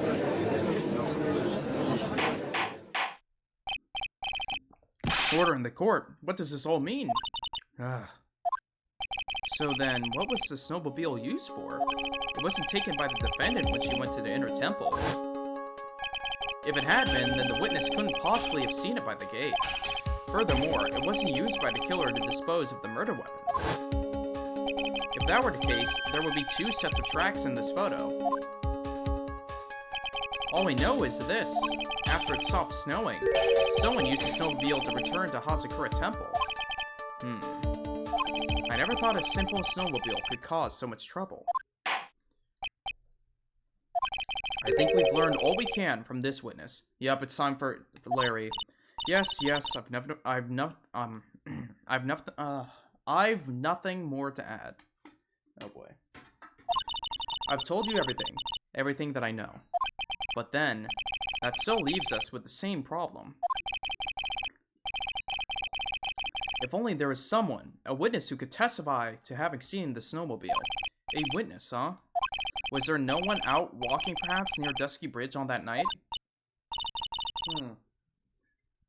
I don't think that's likely. It was cold enough to freeze your ears off. Only an idiot would go out wandering in that. Unless they had something really important to do. That's a shame. Hold on. Something is coming to me. An idiot may well have gone wandering out on that subarctic night. Your Honor? Actually, there just might be one individual who may be of help to us. Really? You know of someone who might have seen the snowmobile on the night of the murder? I don't know for sure if he saw it or not, but there are 2 things about him that do come in mind, which are, first, that he saw something incredible on the night of the murder, and the second being, this individual that I am thinking of went wandering outside on that cold night. In other words, he is our kind of idiot. Mr. Edgeworth, who is this idiot you're talking about? A boot. Take that! This guy must be a product of Jean-Luc Jean-Luc Deluxe Guide to Obnoxious French Painting. This is Larry Butts, a discipline of the victim, Elise Dunham. Her student? Interesting. Why was he wandering in boots outside on the night of the murder? That's... I could tell them all about his designs for Iris, but it may cost us his credibility as a witness, before I even call him. He is, after all, an artist. He was, perhaps, searching for something in the snowy scenery that would move him, although I cannot guarantee that this is the reason. And so, this unfortunate, unreliable-looking man? What exactly was it he saw? I intend to extract that from him, right here in this courtroom. Summon this youth as a witness immediately. I have no choice, do I? I believe he is in the gallery for this trial. It will not take long to summon him. Very well. Larry. You may have escaped me yesterday, but today I'm going to get everything out of you. The court will now adjourn for a 20-minute break. Miss Von Karma, please see to preparing the next witness. Understood, Your Honor. Good. Well then, court is now in recess. Okay.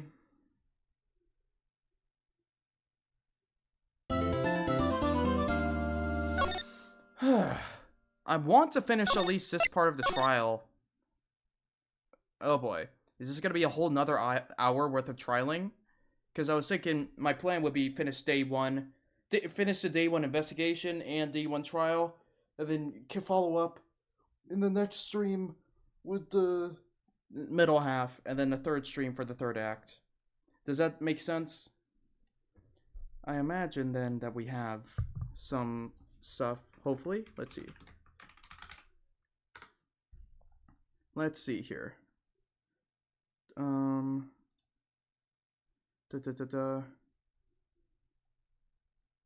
know what? I think we'll be fine. Let's do it.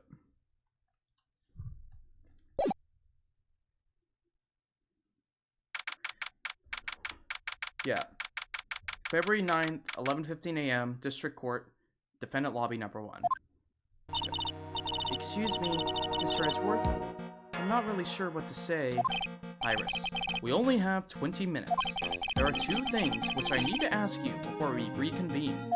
Alright, I'll help you any way I can. First, about that night, you really didn't go to the Inner Temple, correct? The last witness claims to have met and talked with you in the training hall. Either you or Sister Bikini is lying. Mr. Edgeworth, it is just as I said yesterday. Until the incident occurred, I was in my own room in Hazakura Temple. Very well. The second thing then. That night, the temple snowmobile was used in between the time Sister Bikini returned to the main hall in which she bore witness to the murder. Sometime between 10:30 and 11 p.m. that night, were you the one who used the snowmobile? There is only one key for the snowmobile.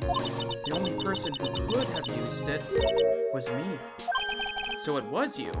But why? What made you go out to Dusky Bridge? I'm sorry, Mr. Edgeworth. Oh, no. Oh, no. Iris. I can't tell you about that yet. Yet?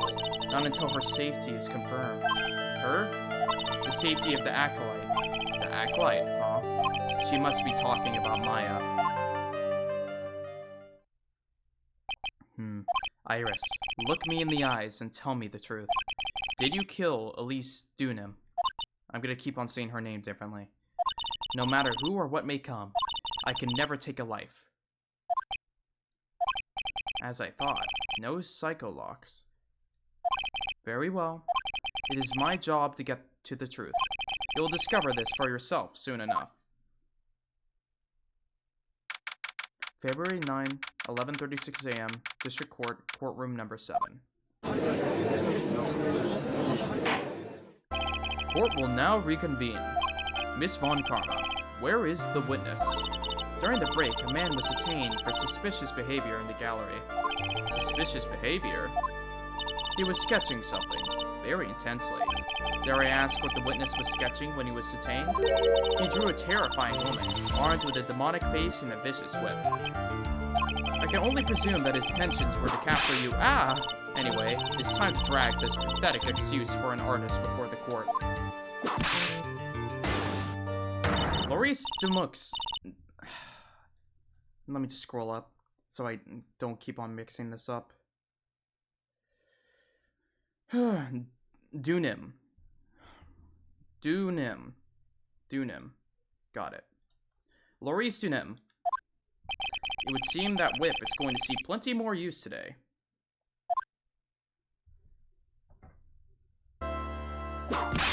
Ouch! Your sketch is in contempt of this court. Hey, I was just artistically rendering. Ouch! You tried to run away from the bailiff who was trying to hand you your subpoena, correct? Look, I'm nothing but a fledgling artist training out in the mountains. I'm only down here in the city because I ran out of green paint. Well, to use the technical term for the color, viridian. Larry, this isn't an art store now, is it? I know, I graduated junior high, okay? Look, art is all about working in the fields, isn't it? Working in the fields. I presume he wanted to say field work, I hope. That's it. Thanks, buddy. It's kind of sad that I was able to understand his mangled train wreck of a sentence. I just happened to stop in here and found a wonderful new model. So see, I've got nothing to do with this trial, at all. I expect all of your faces to be red when you realize this mistake. Bright red. Or, to use the technical term, Crimson Lake. Ow, ouch. Ow, ow, ow, ouch, ouch, ouch! Ouch, ouch. Stop your pathetic blabbing and testify like a man. Refrain from whipping me, Miss Von Karma. Cross-whipping is as bad as cross-checking. Witness, that was all your fault. Testify now. This is too much for me.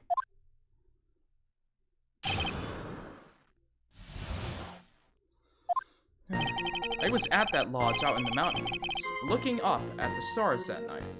I walked to the bridge a number of times, but I didn't see a snowmobile. I didn't see anyone at the bridge that night either. The girl I was waiting for didn't show up. My teacher died on me. I'm all alone now, aren't I, Edgy? Witness, please refrain from talking directly to the lawyers during your testimony. I am just a nobody, nothing but a small, worthless man, aren't I? And why wasn't I asked for my name and occupation, or anything else?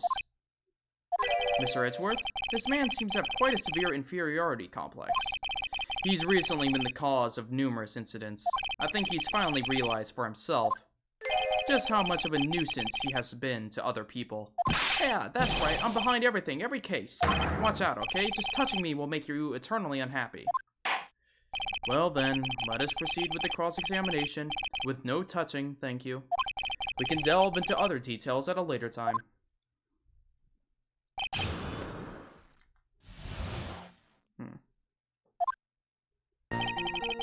Okay.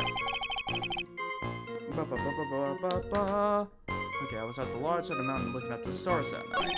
I walked to the bridge a number of times. Okay.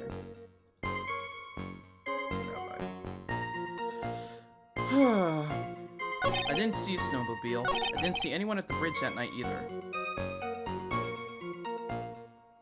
Hold it! You didn't meet anyone? That's right, because I've got nothing to do with this. And I'm here to just buy some Viridian paint, okay? Come on, I expect to see those Crimson Lake faces now! It would appear that simply pressing him isn't going to be enough, Mr. Edgeworth. Indeed.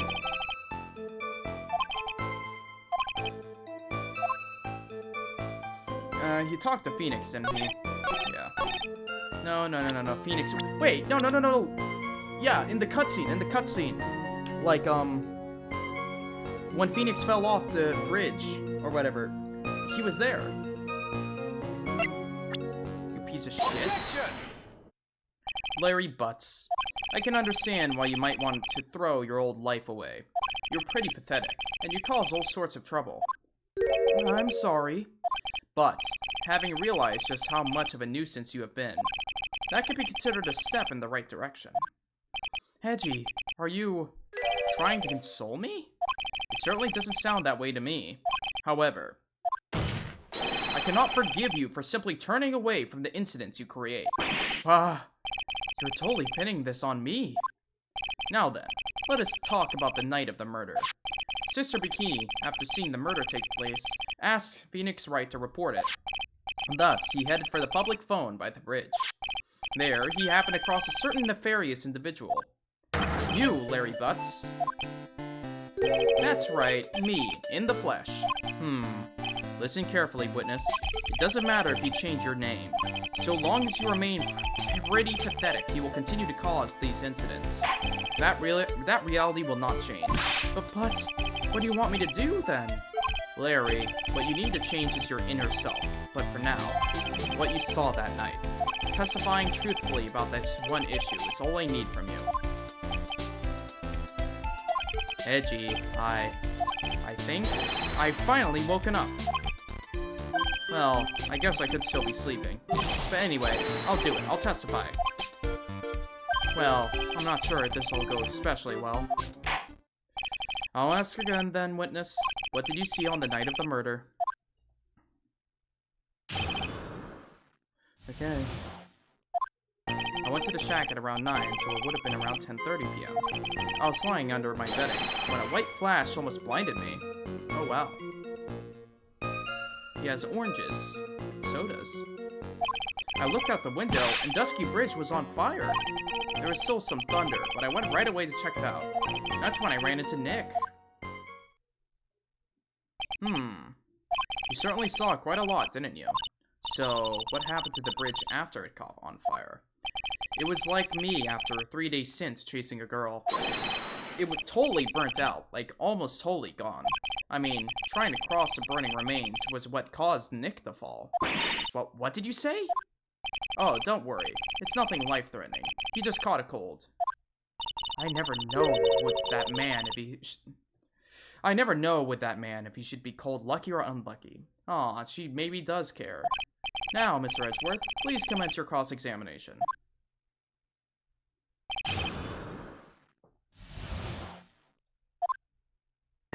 I went to the shack and Hold it! This light was, of course, lightning. Like from Al. Like a slap from Naomi, honestly. A big bada boom. Or a little like that. That's more like a punch from Miranda. Witness, did you actually see the lightning hit the bridge? Well, I was a bit startled by the flash of light, so... Hold it! Seeing that, what did you do? What do you think? I was burning up as well, from the fire in my heart. And that's why you went to take a look at the bridge? Oh, I believe so. Well, to be honest, it was freezing cold, so at first I thought, forget it, I'm not leaving my covers. But it had pretty much stopped snowing, so I don't know. I changed my mind. I'm not sure I care for the forget it attitude you had at first, witness. Hold it! You said right away? But exactly how long after the strike was it? The lightning fell, and then the bridge caught on fire. Maybe around 5 minutes? I mean, I suddenly thought, gotta go check this out. How far is this small shack you were in from the bridge? Hold on, well, it had pretty much stopped snowing. I guess about a 5-minute walk? And how did Dusky Bridge look when you got there? Like I had recovered a piece of my childhood. I mean, not even the bonfire kids made during school camping trips can compare. Well, should I press him for a little more info?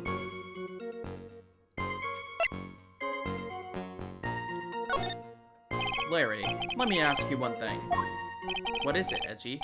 What's with the serious face? Why didn't you call anyone? Huh? What do you mean? Normally, when faced with a towering inferno, one would try and tell someone. There is a public phone right by Dusky Bridge, correct? Well, of course I thought of doing that. So then, let's hear why you didn't. Huh? Yeah, okay. A reason. My reason? It isn't that I didn't try to tell anyone. I just didn't have time to, okay? I arrived at the bridge and Nick showed up less- Hold on. Hold it! back to that.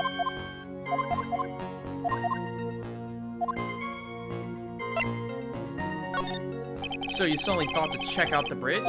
Does this mean that you initially had no intention of doing so? Well, yeah, I guess it does. It was really cold. I didn't really want to go out there. If that's the case, why did you change your mind? I would like to hear your reasoning. In which case, please give testimony to that effect, witness.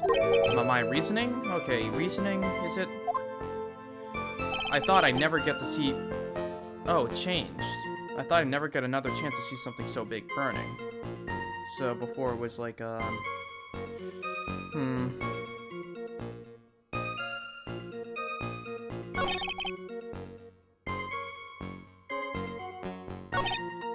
Hold it! Okay, because I'm looking for something here. What was the other one?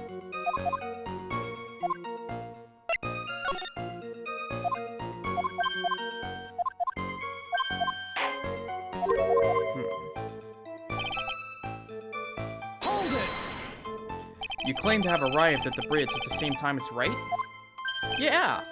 I thought I'd better tell someone about this, but then Nick came up yelling about murder. I totally made me forget about the bridge. Fire was pretty much out by then anyway. What's this feeling? I suddenly have a terrible case of unease. You told me about the burning bridge yesterday, but there's still something that doesn't quite fit. It looks like, despite his change of heart, Larry still isn't telling the whole truth.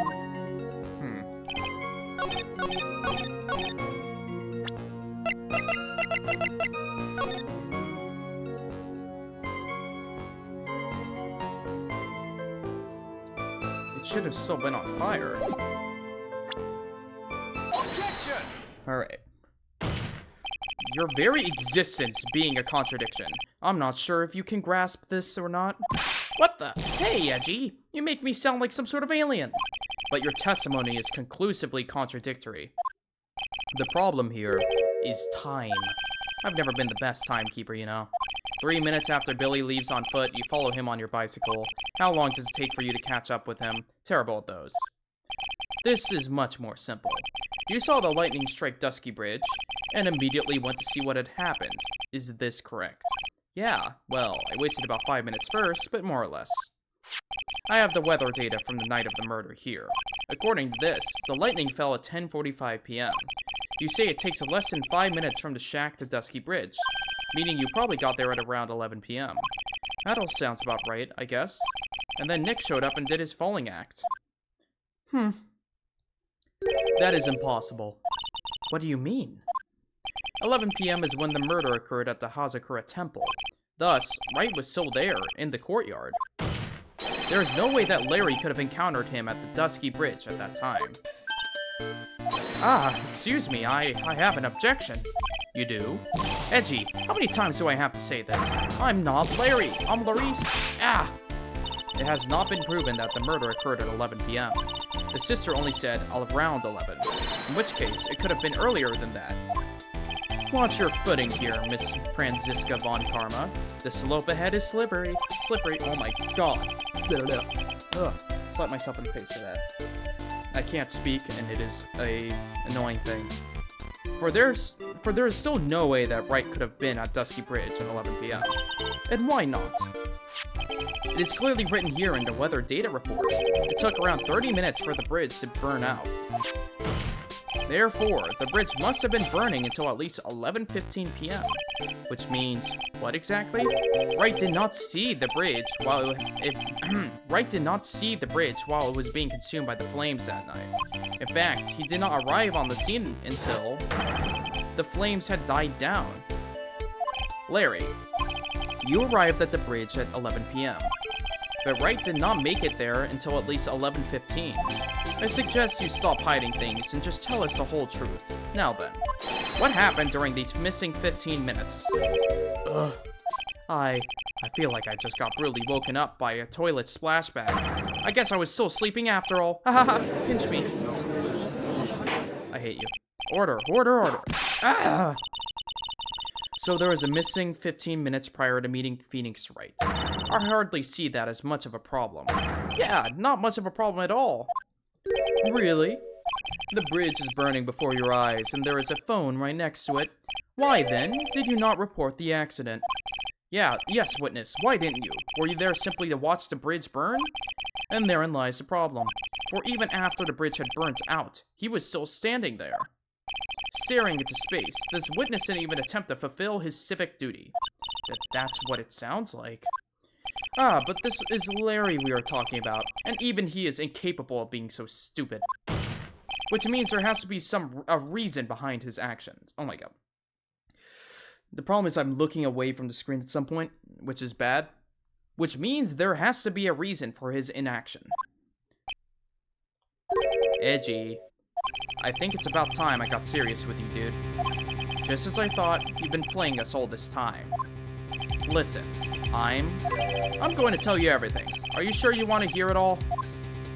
Yes.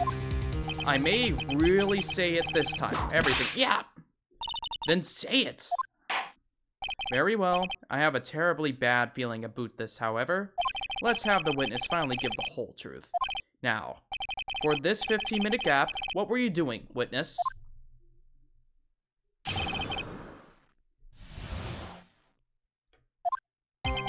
I am Dunin. I am an artist. What do you think I was doing? Sketching in front of the bridge. I was whipping up into a frenzy of art. The shock and awe that I was feeling, I transferred it all directly onto the page. Before I realized it, the flame had gone out. Then he came running up. I suppose artists can be strange folk. That's right. I'm willing to sacrifice everything in order to draw the perfect sketch, including the truth from the sounds of it. Mr. Edgeworth, has this removed the last of your doubts? Not at all, Your Honor. One very large doubt still remains. And what would that be? This is a surprisingly believable story, especially considering the source. So why did he think he needed to hide it from us until now? I intend to drag the reason out of him. Ha ha ha. You'll regret this, Edgy. Let's immediately focus in on what he was doing. Drawing. Hold it! Sketching. The burning bridge. The burning bridge and everything that came with it. What? Came with it?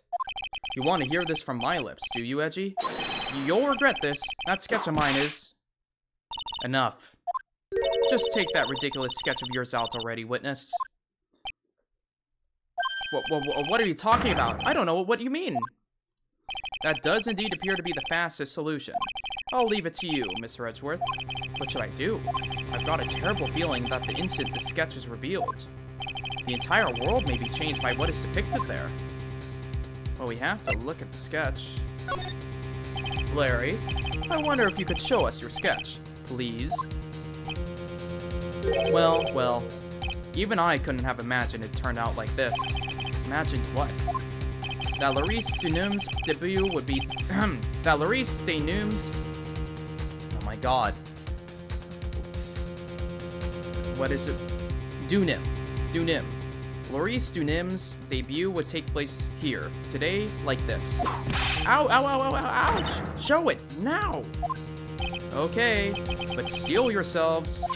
This is the world of Laurice Dunim. Why is there a person on fire? Well. So this is Dusky Bridge, correct? Quite a large bridge, isn't it? Your response, Miss Von Karma?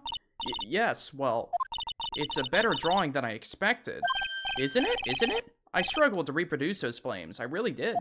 Yes, I'm sure you did. So, why is there a burning body? This is going to get ugly. No one has the courage to bring it up, it seems. This mysterious flying object. Larry. What? The burning bridge is fine. But, what is that unfortunate-looking figure? Ah, you spotted that? I thought you might. However much I might want to ignore it, I can't. It's Iris, of course. Iris. I wish she'd take better care of herself. We have to plan for our futures, you know. What would have happened to her if she had injured herself flying like that? Larry, please answer this next question honestly. Okay. Are you really claiming to have seen this? Are you claiming to have seen a silhouette of the defendant flying over a bridge that was engulfed in flames? Yep, that's what I saw. That's why I drew it. I'm an artist, a real artist. Are you high? The girl, she's really high up in this picture.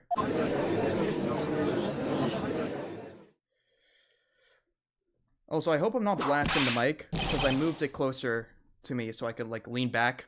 Are you? Yeah, I'm into yellow. Okay, good. This is all a bad dream. I was hitting you on the cheek to test that theory. Please whip your own cheek from now on if you wish to test your wild theories.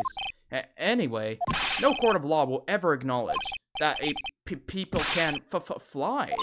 Actually, there is some precedent for this. She was flying pretty high, my sweet Iris. She was about 30 feet above the bridge at least. It was really something to see. This has to be some kind of mistake. Mr. Edgeworth, please bring the witness back down to earth. What? Me? This witness is your friend, is he not? Accessory to foolishness, Miles Edgeworth. Let us get back to the cross-examination, by force if necessary. Mr. Edgeworth, I expect you to expose the obvious contradiction here. Yes, Your Honor.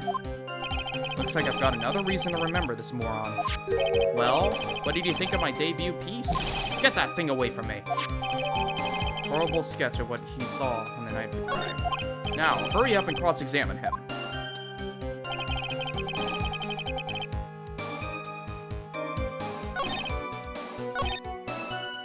Oh, her white hood fluttering.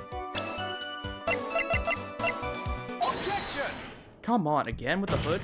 Larry, what did you really see that night? Not that I particularly care. In your position, that's just being irresponsible. I drew exactly what I saw. I'll give you a whole $1 that it's true. If that is truly the case, then there is one thing that we can say for certain. What might that be? That the person who flew over the bridge could not have been defendant Iris. What? What do you mean? I don't understand. Ah. A foolhardy folly of a foolish statement by an equally foolishly foolhardy fool. How exactly can you make this claim? Tell us, Larry. According to this picture, the individual whom you say you saw was wearing a hood, correct? Of course she was. That rundown shack is quite away from the bridge. The hood is what told me that this floating angel was my Iris. The hood is my darling Iris, and Iris is my darling hood. It seems there are bigger fools in this world than the one at the defense's bench. Larry, there's something you need to be made aware of. On the night of the murder, Iris wasn't wearing her hood. She had given it to Wright as a gift. Are you going to change your story now? Perhaps suggest it was Wright who took flight? What are you talking about? I think you understand what I mean just fine. Why? Why did Nick have Iris's hood? What? Edgy, what's going on with Iris and Nick? Why, you Nick! You dog!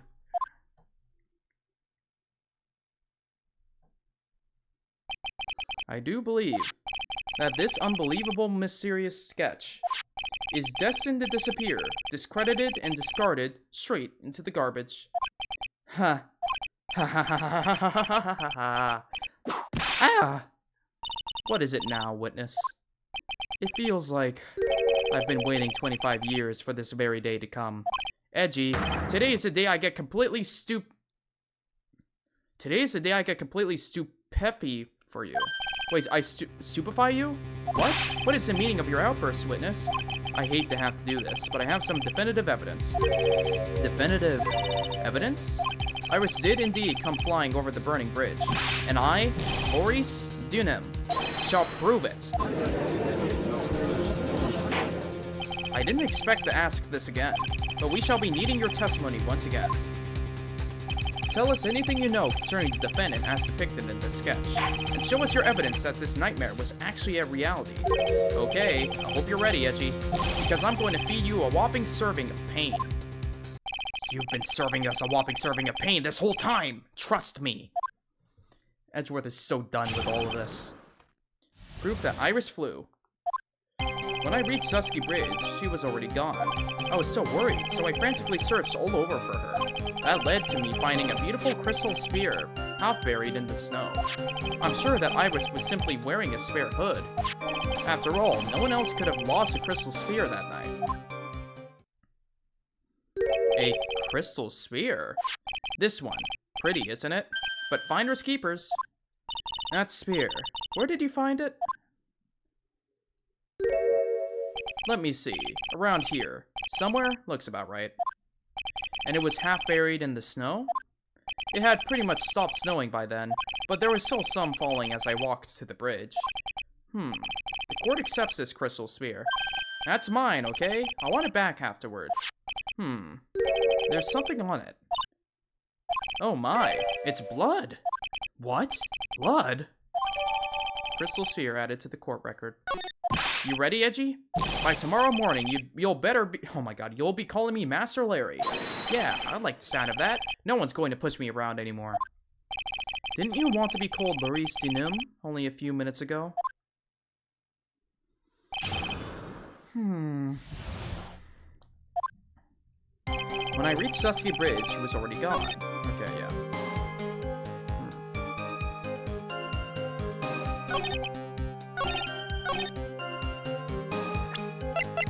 Oh!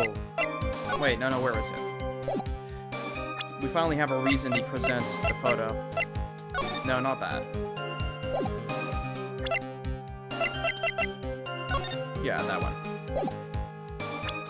Objection! Larry, that night, there was someone. Someone who lost a crystal sphere. There was? Who? Who was the stupid idiot?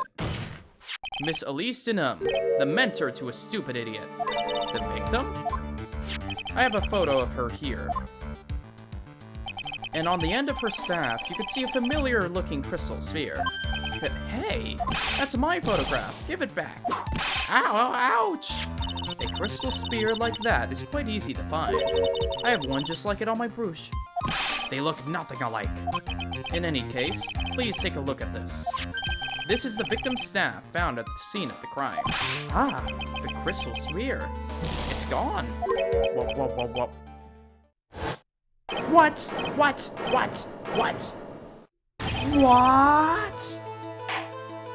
Just what does this mean? If anyone jumped or flew across the bridge that night, it certainly was not Iris. After all, she was not wearing her hood. More importantly, the crystal spear found at the landing site was not hers either. That means the one who flew and dropped the spear was the victim, Miss Elise Dunham? A fool alongside another fool, on a fool's errand to reach a foolish conclusion. First of all, this sketch, which I prefer to call a scribble, is ridiculous. People cannot fly, thus it is rejected. You can't do that. I saw it with my own two eyes. And this crystal spear, this is nothing more than a red herring. You honestly believe that?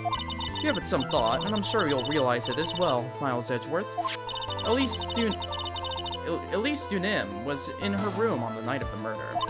There was no reason for her to go to Dusky Bridge. Therefore, this sphere cannot be related to this case. That is all. Objection! Miss Franziska von Karma, the only people who will accept that explanation are scatterbrains and clowns. Why are you pointing at me? The victim's crystal spear was found near the bridge on the night of her murder.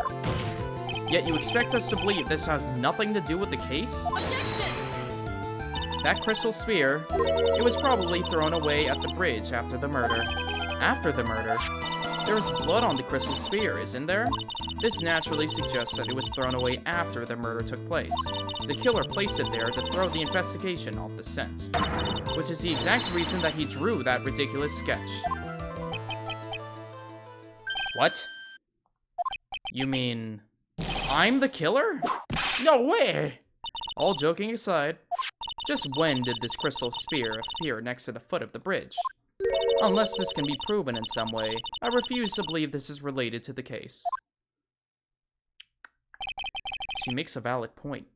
there is no evidence that Elise Dunham left Hazakura Temple that night. However, if somehow this crystal sphere can be proven to have been dropped before the victim was killed, then this case is going to transform into something else entirely. Your response, Mr. Edgeworth? I want your final opinion on the disposition of this crystal sphere. If it is not related to the case, then this witness who you called will have been nothing more than a monumental waste of time. Prepare yourself for some very appropriate punishment, Miles Edgeworth. Can I prove it? Can I prove that the crystal sphere was dropped before the murder took place? Yes, I can. Can I prove it? That isn't the issue. There was the footsteps. To simply prove it, that's the only option. That's what he'd do. That's the way Phoenix Wright would do this. Your Honor, allow me to prove something to you. I will prove that this crystal sphere is a vital link to solving this case. You will do what? That look in your eyes. You remind me of Phoenix Wright when he is cornered.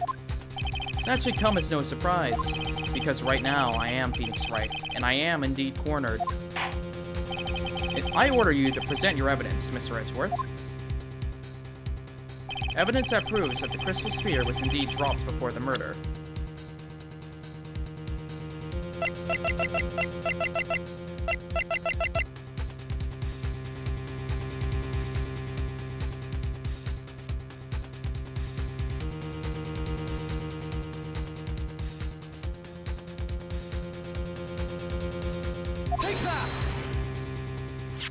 This crystal sphere, it was half buried in the snow, correct?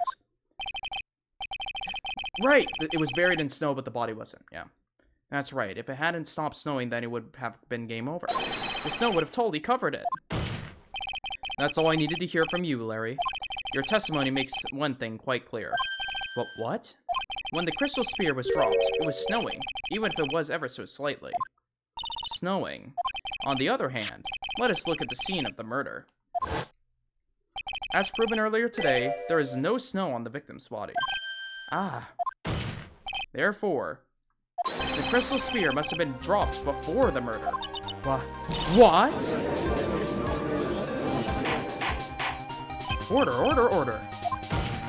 On the night of the murder, the victim did indeed go to Dusky Bridge, and there, something occurred that caused the sap's crystal sphere to come loose. What? What could that have been? This spear? There's some blood on it, isn't there? Allow me to raise a certain possibility at this junction. The real crime scene was near the foot of Dusky Bridge. The murder didn't take place in the take place in the Hazakura Temple courtyard. Only a fool would suggest such a foolish piece of absolute foolishness. Just who is the fool and which part is so foolish, Miss Von Karma? Have you been paying any attention this whole time, Miles Edgeworth? The sister saw everything. She saw the victim being killed by the defendant in the Hazakura Temple courtyard. Objection! Huh. That's not exactly true, now is it? To put it more precisely, what she saw was the murder weapon being removed from the victim's body. That's the same thing! No, it isn't! You said it yourself. Very little blood is actually lost at the moment of a blade's insertion. If you want to talk about when the most blood would be lost from the body, that would be when the blade is removed. If that statement is the truth, then Dusky Bridge could very easily be the scene of the murder. The murder weapon was not removed, thus there was no bleeding. Objection! You are forgetting one vital thing, Miles Edgeworth. Ali Denum's body was found at Hazakura Temple. On foot, it takes 15 minutes to travel from Dusky Bridge to Hazakura Temple. You mean to suggest someone carried the body all that way? I've made it this far. The only place to take this is to the end. I just need to prove that my version of the events is also perfectly plausible. And I know exactly what to do to prove it. Now, the defense is ready. The court would like to have an explanation. Please show us the method by which the victim's body was carried by Hazakura Temple. There we go. Take that! On that snowy night, There is one way that a body could have been moved. The snowmobile. As we know, the snowmobile was used that night. It was explained as having been used to dispose of the murder weapon, but it could have also been used to carry a body. Order, order, order. This is completely unacceptable, Miles Edgeworth. You've dug yourself into your own grave. What do you mean? The only one who could have used the snowmobile was the defendant. She's the one who moved the body. Doesn't that put the final nail in your coffin? Huh. You're too late, Franziska von Karma. And in fact, the defense has proven something else entirely. We have shown that this case requires further investigation. What? Where was the victim, Elise Dunham, really killed? If her body was moved, whatever for? And finally, just what does this image mean? Do you even need to think about that? Such a creature could never see the truth, let alone describe it. Objection! This witness certainly sits on one of the lowest possible branches of humanity. However, he would never utter a lie that could hurt a girl with whom he is enamored. He drew this, so it is something that actually happened. The defense stands firm on this point. Edgy. Thank you. That settles it, then. I cannot give a verdict under these circumstances. Grr! Grr! Right. I seem to have fulfilled my part in this. It is just as I thought. Franziska von Karma, you make a wonderful partner. Excuse me? There was one reason, and one alone, for me being here. To expose the darkness lurking in this case, and then pass it on to Wright. Really? That's what this was all about? You could have just told me that from the very beginning. Then I wouldn't have had Francie whipping me all- ouch! Miles Edgeworth, I don't care about what you were here to do. That was my chance to finally grind you under my heel. A shame that your chance seems to have slipped you by. What a shame. Francie! This is all your fault. Such a terrible witness. You are an affront to all the legal systems as it stands. I demand satisfaction.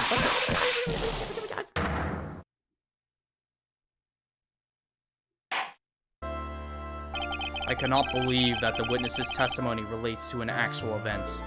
However, there has to be some sort of answer for the questions it raises. Have his words here today been the truth or lies? Next time we gather in this courtroom, those are the matters that shall be addressed. I am counting on thorough investigation by both the defense and the prosecution. And with this, the rest is up to you, right? Court is now adjourned. Well. My palms are sweaty, but we did it. And with that, we finish off the first day, and we move on to part 3, investigation. And that is where we will be resuming next time. I will say that this week is my university's finals exams, and next week I am going to be traveling. So the likelihood of me doing a Phoenix Wright stream then is very low. However, if possible, I might try to see if I can pre-record ahead of time me doing day 2 and have that air as a live stream during Sunday. But I will try to see what I can do. If it's a halfway done type thing, I don't know. I will see what I can do as well. My hope is that I can get something out on Sunday. So I guess with that out of the way, I would like to thank everyone who stopped by to watch as well on both the YouTube side and the Twitch side. I will be having this video within the next hour, kind of cleaned up a bit on the YouTube channel side, and it will be going up under the live tab publicly for the Stickguy 101 channel. So, if you want to check it out there, you can do that. And hopefully, you guys, if you stuck around for this long, you'll check out any of my other stuff that I'm doing. I think right now, I am hoping once I finish this game, my first priority will be making a tier list video of every single case in the game. I can tell you now that this is already one of my favorite from this game specifically. Though I imagine I'm still waiting to see what Phoenix Wright and Godot kind of do when they play into this. There's a lot of drama going on, and I look forward to seeing what more will happen. Anyways, aside from that, I will see you all again very soon. I hope you guys have a good day and or evening, and bye-bye.